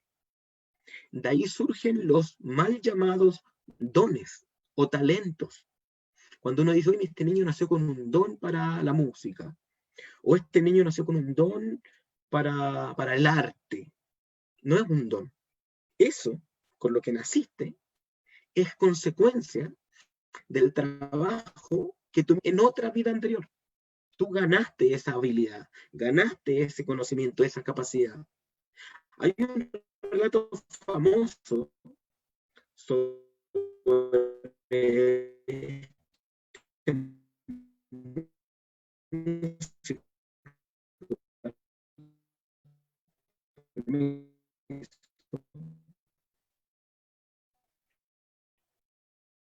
se cuenta que esta experiencia con la vida que está él era un vida anterior, entonces al morir, su acepto, todo este avance, todo este estudio, todo este amor, por eso es que a los 3 años empieza a reconocer sinfonía, empieza a repetir.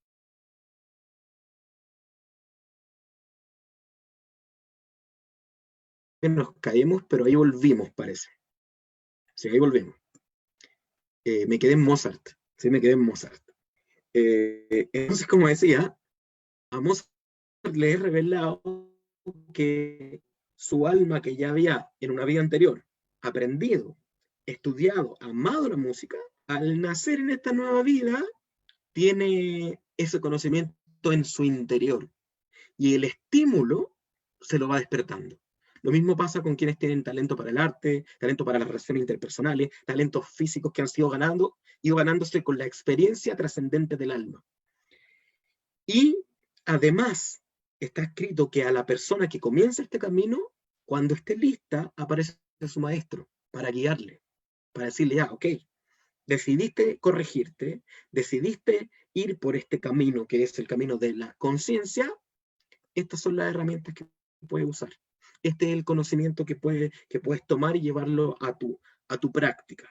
Y ahí es donde surgen los caminos ancestrales.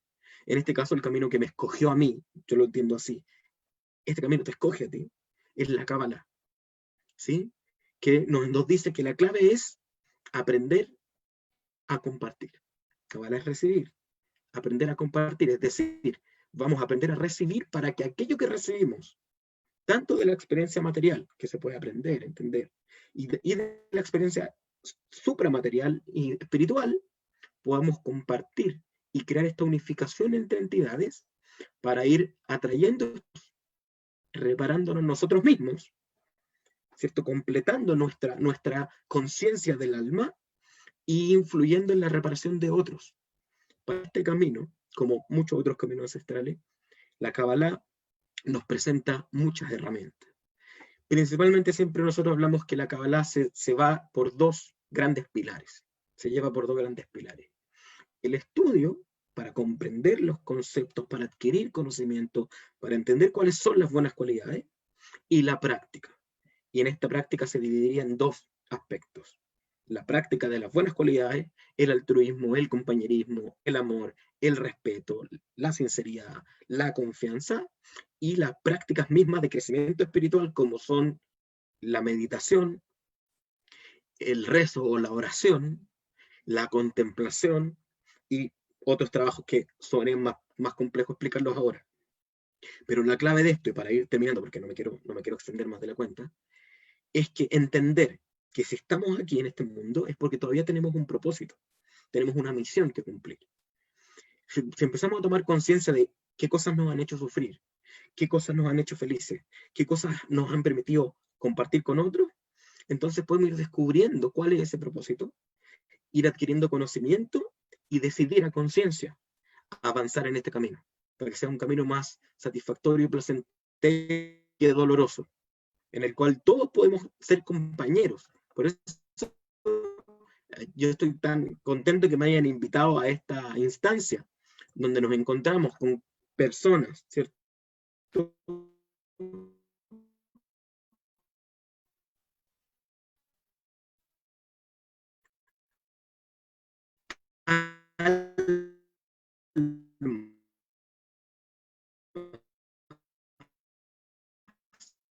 En distintos cuerpos, en distintos caminos.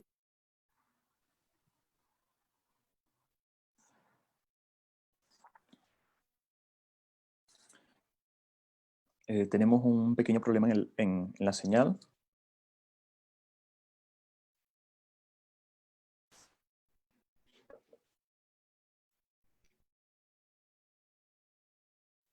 Vamos a esperar a que Esteban vuelva a tener señal para que nos sigas explicando el punto de vista de la reencarnación desde la Cábala.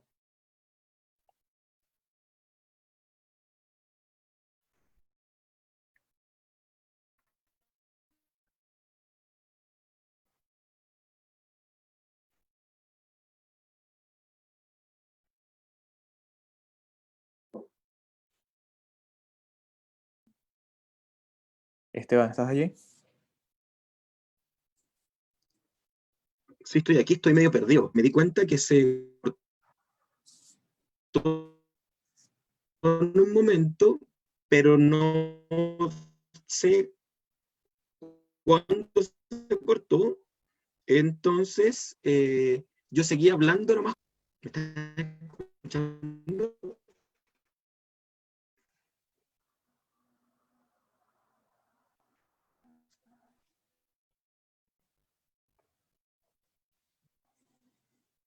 Estamos con un lag fuerte, parece.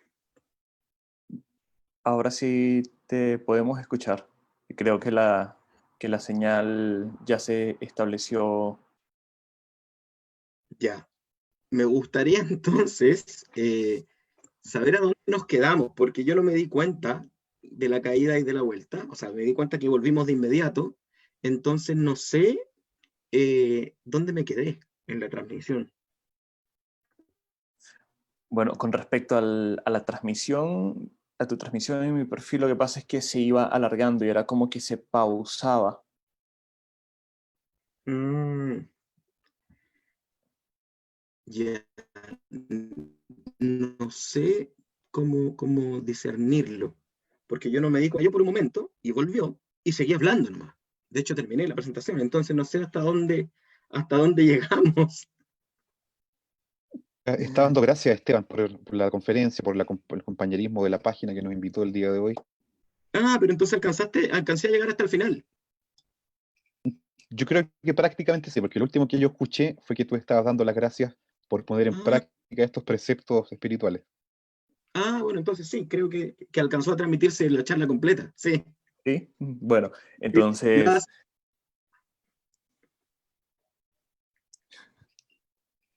¿estás, Esteban? sí, estoy aquí, estoy aquí. Ok, Sí, espera, Ah, que ya. había desactivado la cámara porque no sabía qué estaba pasando. Ya. sí. Sí. Bueno, entonces ya pudimos comprender muy bien el concepto de reencarnación desde estas dos corrientes. Tengo por acá algunas preguntas que han hecho algunos de nuestros amigos. Y Javier de la Barra es la primera pregunta. Dice, Javier de la Barra, ¿con qué función es creado Maya? ¿Quién y de qué forma se beneficia de la existencia del samsara? Creo que esa pregunta va para Yayadeva.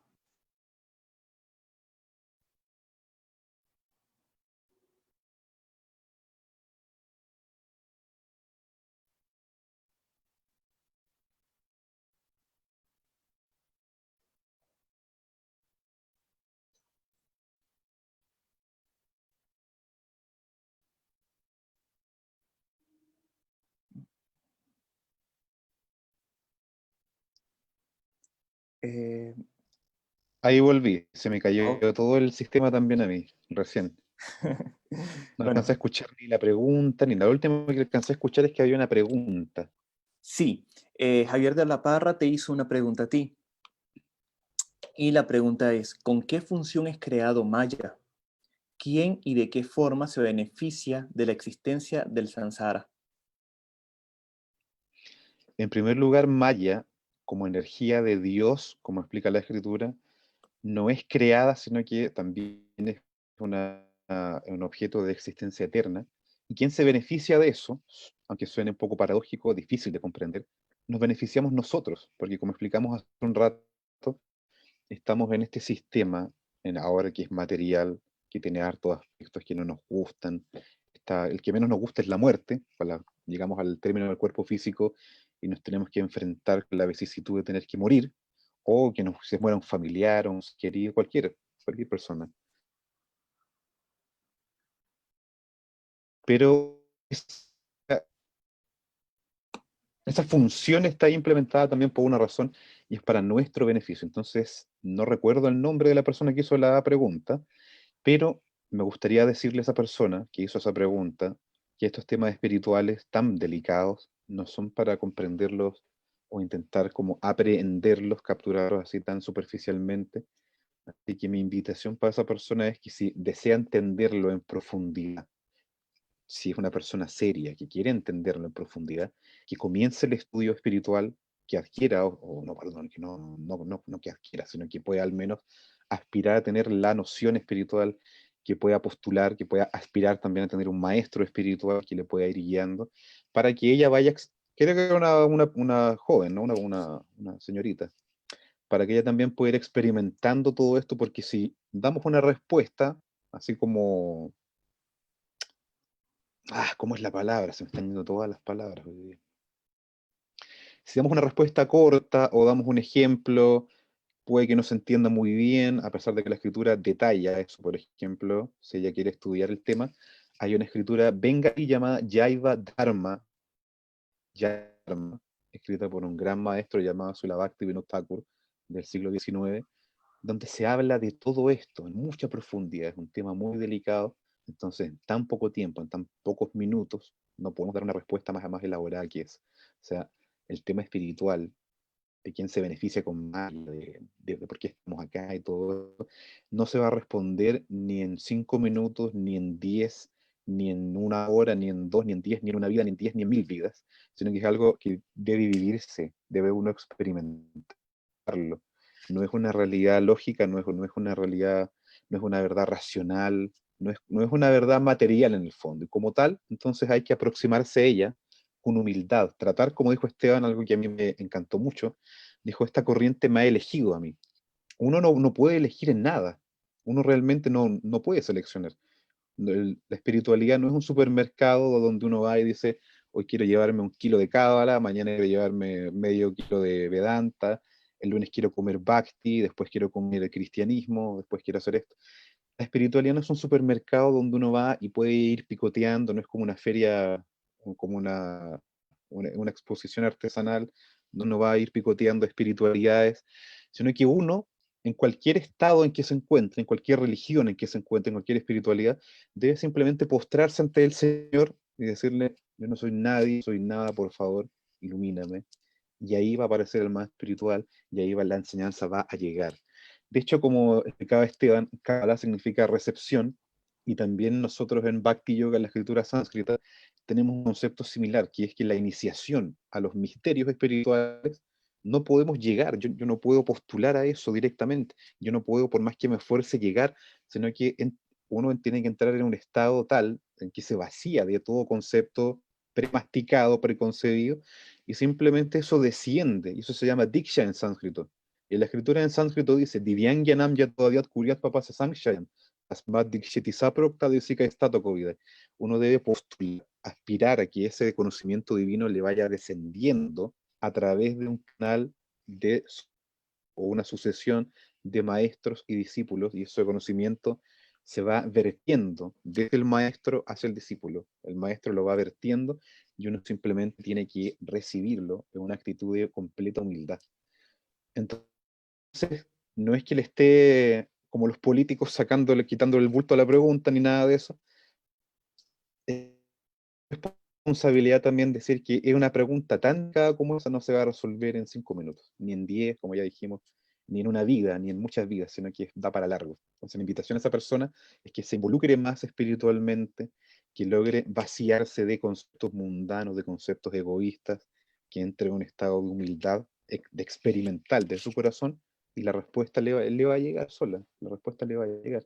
Dios en su corazón le va a responder, le va a proveer de un maestro espiritual, y esa persona va a poder experimentar a su vez la respuesta en su corazón. Gracias, Yadeva. Además de que tenemos que entender que el concepto o los conceptos más allá de la vida, después de la vida, son un poco más largos de explicarlos. Y en este seminario, en esta charla, solamente fue un pincelado de este tema de la reencarnación. Tenemos también Exacto.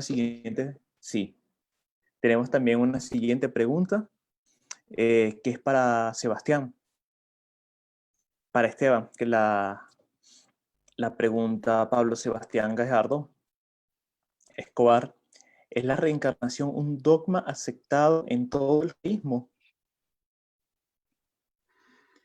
Ya, para poder responderlo, no es un dogma. Hay que entender que la reencarnación no es un dogma, ¿sí? La reencarnación es una línea de conocimiento o de comprensión dentro de muchas otras que componen la sabiduría. En la sabiduría de la Kabbalah se puede estudiar la astrología, se puede estudiar la gematria, se puede estudiar el drash, se pueden estudiar distintas áreas del conocimiento. Y la doctrina, si queremos llamarla así, o la línea, o la idea de la reencarnación de las almas es una de esas áreas que se puede estudiar, comprender, y que es central en la Kabbalah. Al menos dentro de la Kabbalah es central. Y es muy difícil de entender, como explicamos antes. Respecto al judaísmo, a mí no me gusta hablar el nombre del judaísmo porque yo me identifico con la Kabbalah directamente y no con el judaísmo, pero como conozco, sé que hay grandes grupos del judaísmo que no la aceptan, sobre todo los judíos que se hacen llamar como rambamistas, que siguen como una línea más racional y más como lógica simplemente del conocimiento, del judaísmo en ese sentido. Por otro lado, las líneas del judaísmo que consideraron la Kabbalah como una revelación verdadera, como parte de la Torá, sí la consideran todas. Los Hasidim, hay grandes grupos de judíos que son cabalistas, de hecho hay yeshivot completas de cabalistas, o sea, casas de estudio, pero no es una idea aceptada por todo el judaísmo. Ahora, por los cabalistas, por supuesto que sí, es una idea central dentro de la Kabbalah. O sea, no podríamos realizar el propósito para el que estamos en el mundo, de reparar el mundo, si no fuese con las continuas reencarnaciones. Eso creo que podría responder la pregunta. Pablo Sebastián Gajardo nos sigue preguntando, y esta pregunta va para ambos. Para Dice, ambos.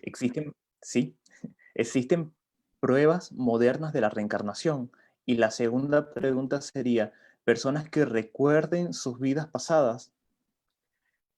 No sé si responde Deva primero o respondo yo. Yo creo que tú, Esteban. Yo primero, ya. Sí. Ya, desde las fuentes a las que yo he accedido, o sea, para mí el tema de la reencarnación es muy interesante, es muy, muy, muy, muy interesante. Hay testimonios, yo tengo un par de testimonios cercanos, muy cercanos, o sea, tan cercanos como mi hija, mi propia hija. Entonces, yo creo que sí hay, o sea, esos son testimonios personales. También sé que hay estudios que se han hecho desde la psiquiatría, desde la psicología, desde la... donde hay personas que presentan ciertos recuerdos de otras vidas, y luego de estos recuerdos se han hecho investigaciones en las cuales se ha descubierto que esta cosa que esta persona recuerda realmente ocurrió, y realmente esta persona es capaz de dar señales muy claras. El último caso que escuché yo al menos ocurrió en Israel, hace como 10 años, de un niño que empezó a decirle a sus padres que quería ir a su casa. Entonces sus padres le decían, pero si esta es tu casa. Y él decía, no, no, a mi otra casa, de cuando yo era adulto. Eso es lo que el niño les decía. A mi otra casa de cuando yo era adulto. Entonces él le decía que sabía cómo llegar. El tema es que fueron a buscar a un cabalista que estaba ahí, a un maestro, y le dijeron, bueno, es probable que se acuerde de la vida anterior, así que vamos donde él dice. Fueron a este lugar y el muchacho recordaba todo, el niño. Recordaba la casa, el camino, etcétera. Incluso dijo, esa es mi casa, ahí vive la mujer que era mi esposa, pero cuando fueron, obviamente, la mujer era una anciana. Y el niño le habló a esta anciana de todas las experiencias que tuvieron juntos. De hecho, le habló de dónde tenía guardada un dinero que ella nunca había logrado encontrar, etcétera, etcétera. Entonces, hay testimonios, muchos testimonios actuales de gente que recuerda sus vidas pasadas. Y además hay técnicas que lo permiten hacer. Esas técnicas hay que tener mucho cuidado. Al menos en la Kabbalah, por ejemplo, no recomienda la hipnosis. ¿Sí? En la Kabbalah no se recomienda la hipnosis como un camino para eso. Y de hecho no se recomienda buscar en eso, a menos que haya primero un camino recorrido en autodescubrimiento, en autoconocimiento, y si surgiera el interés, que surja guiado por un maestro que sepa qué hacer para poder ayudarte a recordar, si es que fuese necesario. Eso es lo que puedo aportar yo desde mi lado. Gracias, Esteban. Ya deja.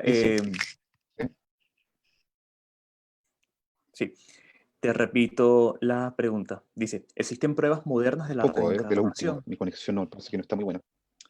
Sí, te repito las Ahora te preguntas. escucho ahora, sí, dime. Sí, existen pruebas modernas de la reencarnación y personas que recuerden sus vidas pasadas.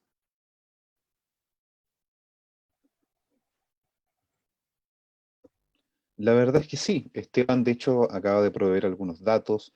En diferentes corrientes también hay diferentes tipos de testimonios. Hay libros, hay personas que pueden dar un testimonio de fe, pero ninguno de esos testimonios puede ser tan valioso como la experiencia propia que puede tener uno al respecto. En su avance espiritual, en su camino espiritual, mientras uno va accediendo al despertar, se va dando, tal vez no va a recordar cosas de su vida, de sus vidas anteriores, pero se va a ir dando cuenta, va a ir despertando a la realidad de la vida eterna, de los diferentes tipos de nacimientos. En algún momento esa verdad va a aparecer delante de uno y uno va a poder experimentar, aunque sea un poco. Entonces, esa prueba es mucho más valiosa desde el punto de vista del avance espiritual propio, que miles de testimonios y cientos de miles de gente que pueda decir que pueden ser verídicos o no. Hay algunos testimonios que no son verídicos, otros que sí lo son. Entonces, no es algo medible desde el punto de vista científico. Los científicos van a decir, no, lo van a descartar. A pesar de que hace años atrás los científicos decían una cosa, después dicho otra, después dicen otra. Entonces, bueno. Esa es la respuesta que provee también la escritura, la experiencia propia al respecto. Es lo que finalmente va a tener más preponderancia al respecto de la experiencia que uno pueda tener personal respecto de temas como en este caso la reencarnación. La escritura está llena de ejemplos, la escritura está llena de historias también. Esteban mencionó algo que aparece en nuestra escritura también, es que él mencionó que algunos sabios de la Torá, por ejemplo, eran reencarnaciones de otros sabios, y ese fenómeno también puede ocurrir.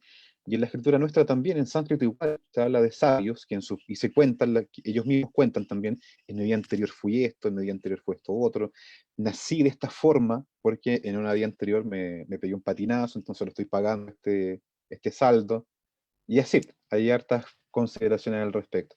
Pero pruebas científicas, a mí personalmente, al menos en mi práctica, en mi proceso, que es no tomamos tanto en consideración lo que pueda decir uno la ciencia, sino que vamos por el lado de la percepción personal, de la experiencia práctica al respecto. Porque la ciencia hace 2000 años decía una cosa, hace 1500 decía otra, hace 1000 decía otra, no es una fuente confiable por ningún motivo.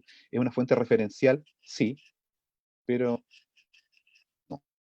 Respecto a la ciencia, preferiríamos desmarcarnos un poco de lo que es la ciencia, a pesar de que están haciendo descubrimientos en la ciencia en la actualidad.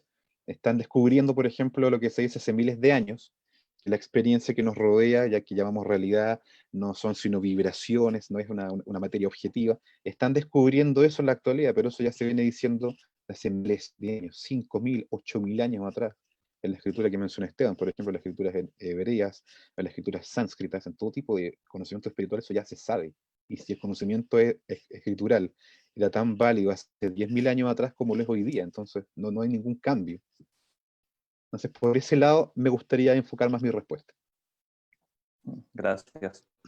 Sebastián Gajardo pregunta Yayadeja, si el Eterno en el judaísmo, Alá en el Islam y Jesús en el cristianismo son reencarnaciones de Krishna.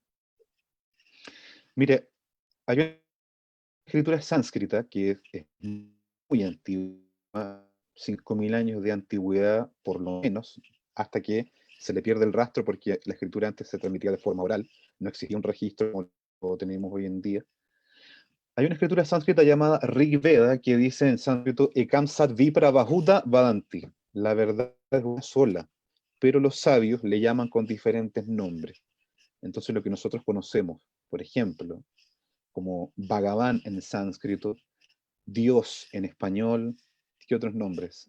Yahvé, Jehová, Elohim, Adonai, Hashem, Alá, se refieren a la misma persona, no es un Dios diferente, no es que como no es una reencarnación diferente, sino que la verdad que plantea la escritura es una sola, pero naturalmente el lenguaje va a ir variando de cultura en cultura, pero la verdad raíz, la verdad esencial es una sola. A lo mejor nosotros en la escritura sánscrita le decimos Bhagavan, tal vez los musulmanes le dicen Alá, la persona cambia, la persona no cambia, la personalidad a la que nos referimos es la misma. Ahora, respecto a personalidades como Jesús, nosotros obviamente respetamos a Jesús y el cristianismo y a las diferentes doctrinas, no hay ningún problema con eso. Y cada una de las doctrinas cristianas tiene su propio entendimiento de qué es Cristo, y de acuerdo a nuestro entendimiento de Cristo, en nuestra filosofía y espiritualidad Vaishnava, Gaudiya Vaishnava, de Bhakti Yoga, honramos a Cristo profundamente como un gran maestro espiritual. También mi propio maestro espiritual, por ejemplo, es un Shakti Avesh Avatar, o una encarnación de un gran poder divino, de un gran poder de Dios, y por esa razón él pudo hacer tantas cosas, por esa razón hasta el día de hoy es tan conocido mundialmente, influye en la vida de miles de personas, no hay ningún problema con él. Pero volviendo al tema de los nombres de Dios, Dios es uno solo, Dios, ¿cómo va a ser más de un Dios? Hay personas que dicen el hinduismo cree en muchos dioses, eso es mentira. Lo que en hinduismo es Dios, en cristianismo también es Dios, en Kabbalah también es Dios, en judaísmo también es Dios. Dios es solo. Ahora, ¿por qué hay tanta confusión en Occidente? Porque las personas no han estudiado el tema con la seriedad que amerita. Entonces, lo que en sánscrito se llaman devas o semidioses, escritura sánscrita, en Occidente se llaman ángeles, pero nadie dice, oye, los judíos son politeístas porque creen en el ángel Dumá, porque creen en el ángel Metatrón, aquí y allá, los cabalistas son politeístas. No, Dios es uno solo que se sirve de diferentes inteligencias llamadas ángeles o semidioses. Bueno, me estoy descarrilando del punto, así que hasta ahí mi respuesta. Yo puedo hablar toda la noche, Sí, pero tenemos hasta ahí mi respuesta. tenemos otra pregunta para acá. Madame Muandak pregunta a Yayadeja, Yayadeva y a Esteban. Me gustaría preguntar desde el punto de vista del judaísmo, ¿qué forma tiene Dios? ¿Cómo es el mundo donde vive Dios? ¿Y qué actividades se llevan a cabo en ese reino? Davis, ¿sabes qué? Antes de que me gustaría que Esteban responda, antes que responda, ahora sí, no es una broma, ahora sí es verdad. Lamentablemente me voy a tener que conectar porque a las 7 tengo otro compromiso. Yo no pensaba que la charla iba a ser tan larga. De hecho, salió muy buena, es muy interesante. Daba para mucho más. Yo decía va a durar 1 hora y cuarto, 1 hora y media, y llevamos 2 horas. Sí. Entonces la verdad es que ahora yo a las 7 tengo otro compromiso. Me encantaría poder quedarme, pero no voy a poder quedar lamentablemente más. Así que me voy a desconectar en este minuto. Si hay respuestas, o sea, perdón, si hay más preguntas que, por ejemplo, dirigidas a mi persona, yo humildemente pues, puedo meterme a la página y tratar de responder en texto o algo así. Algo vamos a hacer, alguna compensación vamos a dar. Pero Sí, me parece súper bien. lamentablemente me tengo que retirar. Me tengo que retirar. Bueno, doy las gracias al círculo interreligioso que han participado el día de hoy también. Y nuevamente le digo que me perdonen por favor, pero me voy a tener que desconectar este minuto. Muchas gracias a todos.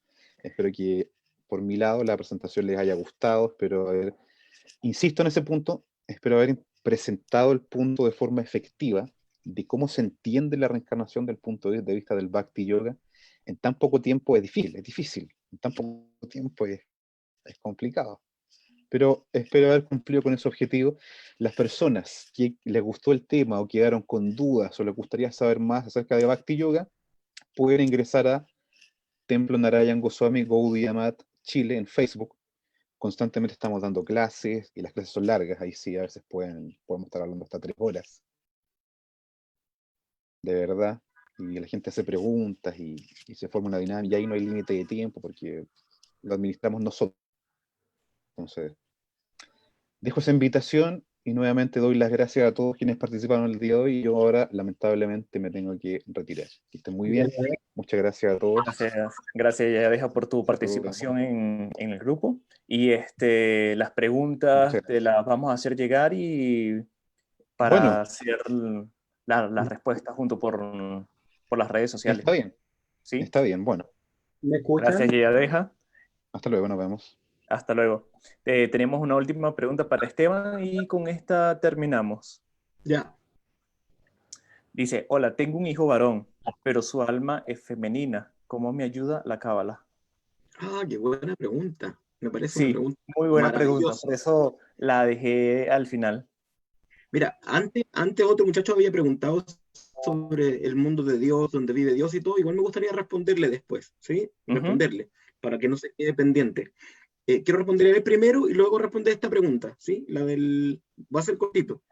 Genial. En la Kabbalah se dice que Dios no tiene forma, no tiene cuerpo, no tiene figura, sino que es trascendente y eterno.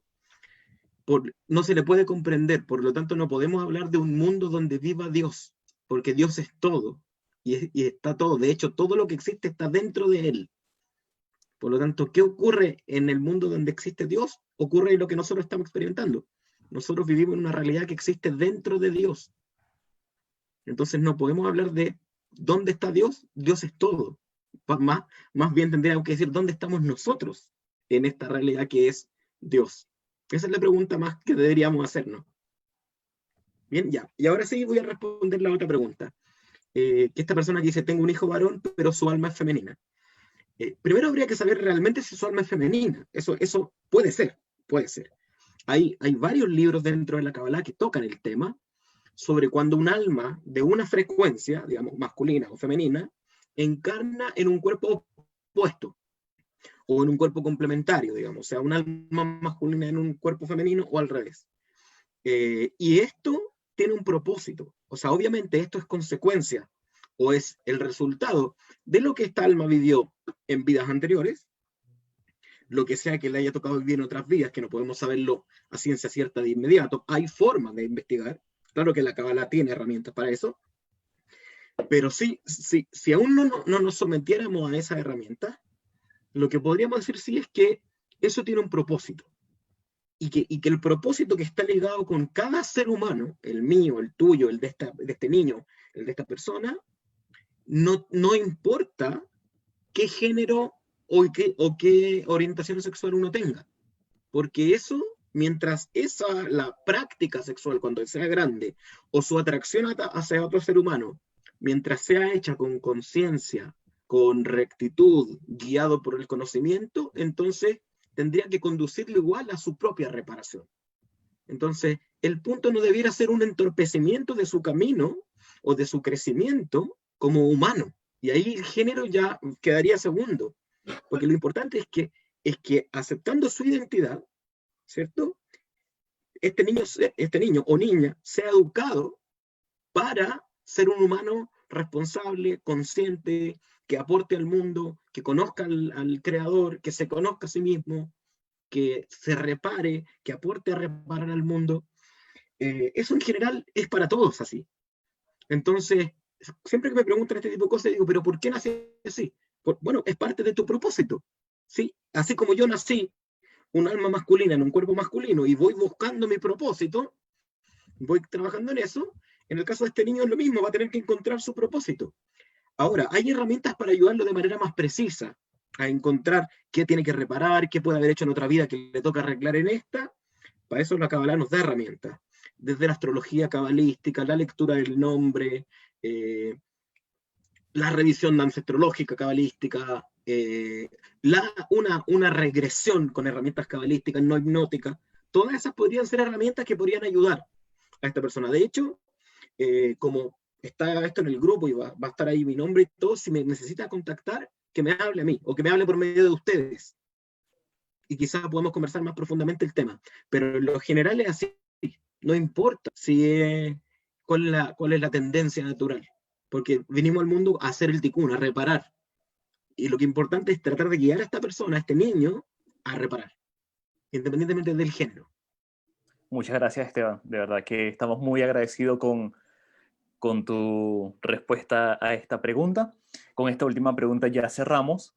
Le damos agradecimientos al Templo Narayan Gaudiyamak, Asuntos Religiosos de Quilicura y su departamento municipal, Fundación Kabbalah Chile. Pedimos disculpas por los problemas de conectividad ajenas a nosotros y agradecemos la presencia de todos los amigos, hermanos religiosos y laicos que se unieron a esta transmisión. La próxima clase será el día martes a las 19 horas y la clase tratará sobre la iglesia y su compromiso con el diálogo interreligioso. Estarán como penalista Pablo Gajardo, laico y fiel católico, y el padre Domingo García, párroco de la iglesia San Juan Pablo II. Entonces quedamos despedidos. Te doy muchas gracias, Esteban, por tu participación. Muchas gracias a ustedes por la invitación. Estamos totalmente agradecido con tu presencia, agradecido con la presencia de Yayadeva, y el Círculo Interreligioso de Amigos por la Paz y el Diálogo los invita a que estén pendientes de nuestras redes sociales para que estén al tanto de nuestras próximas actividades. Con esto despedimos, que pasen una feliz noche, paz para ustedes.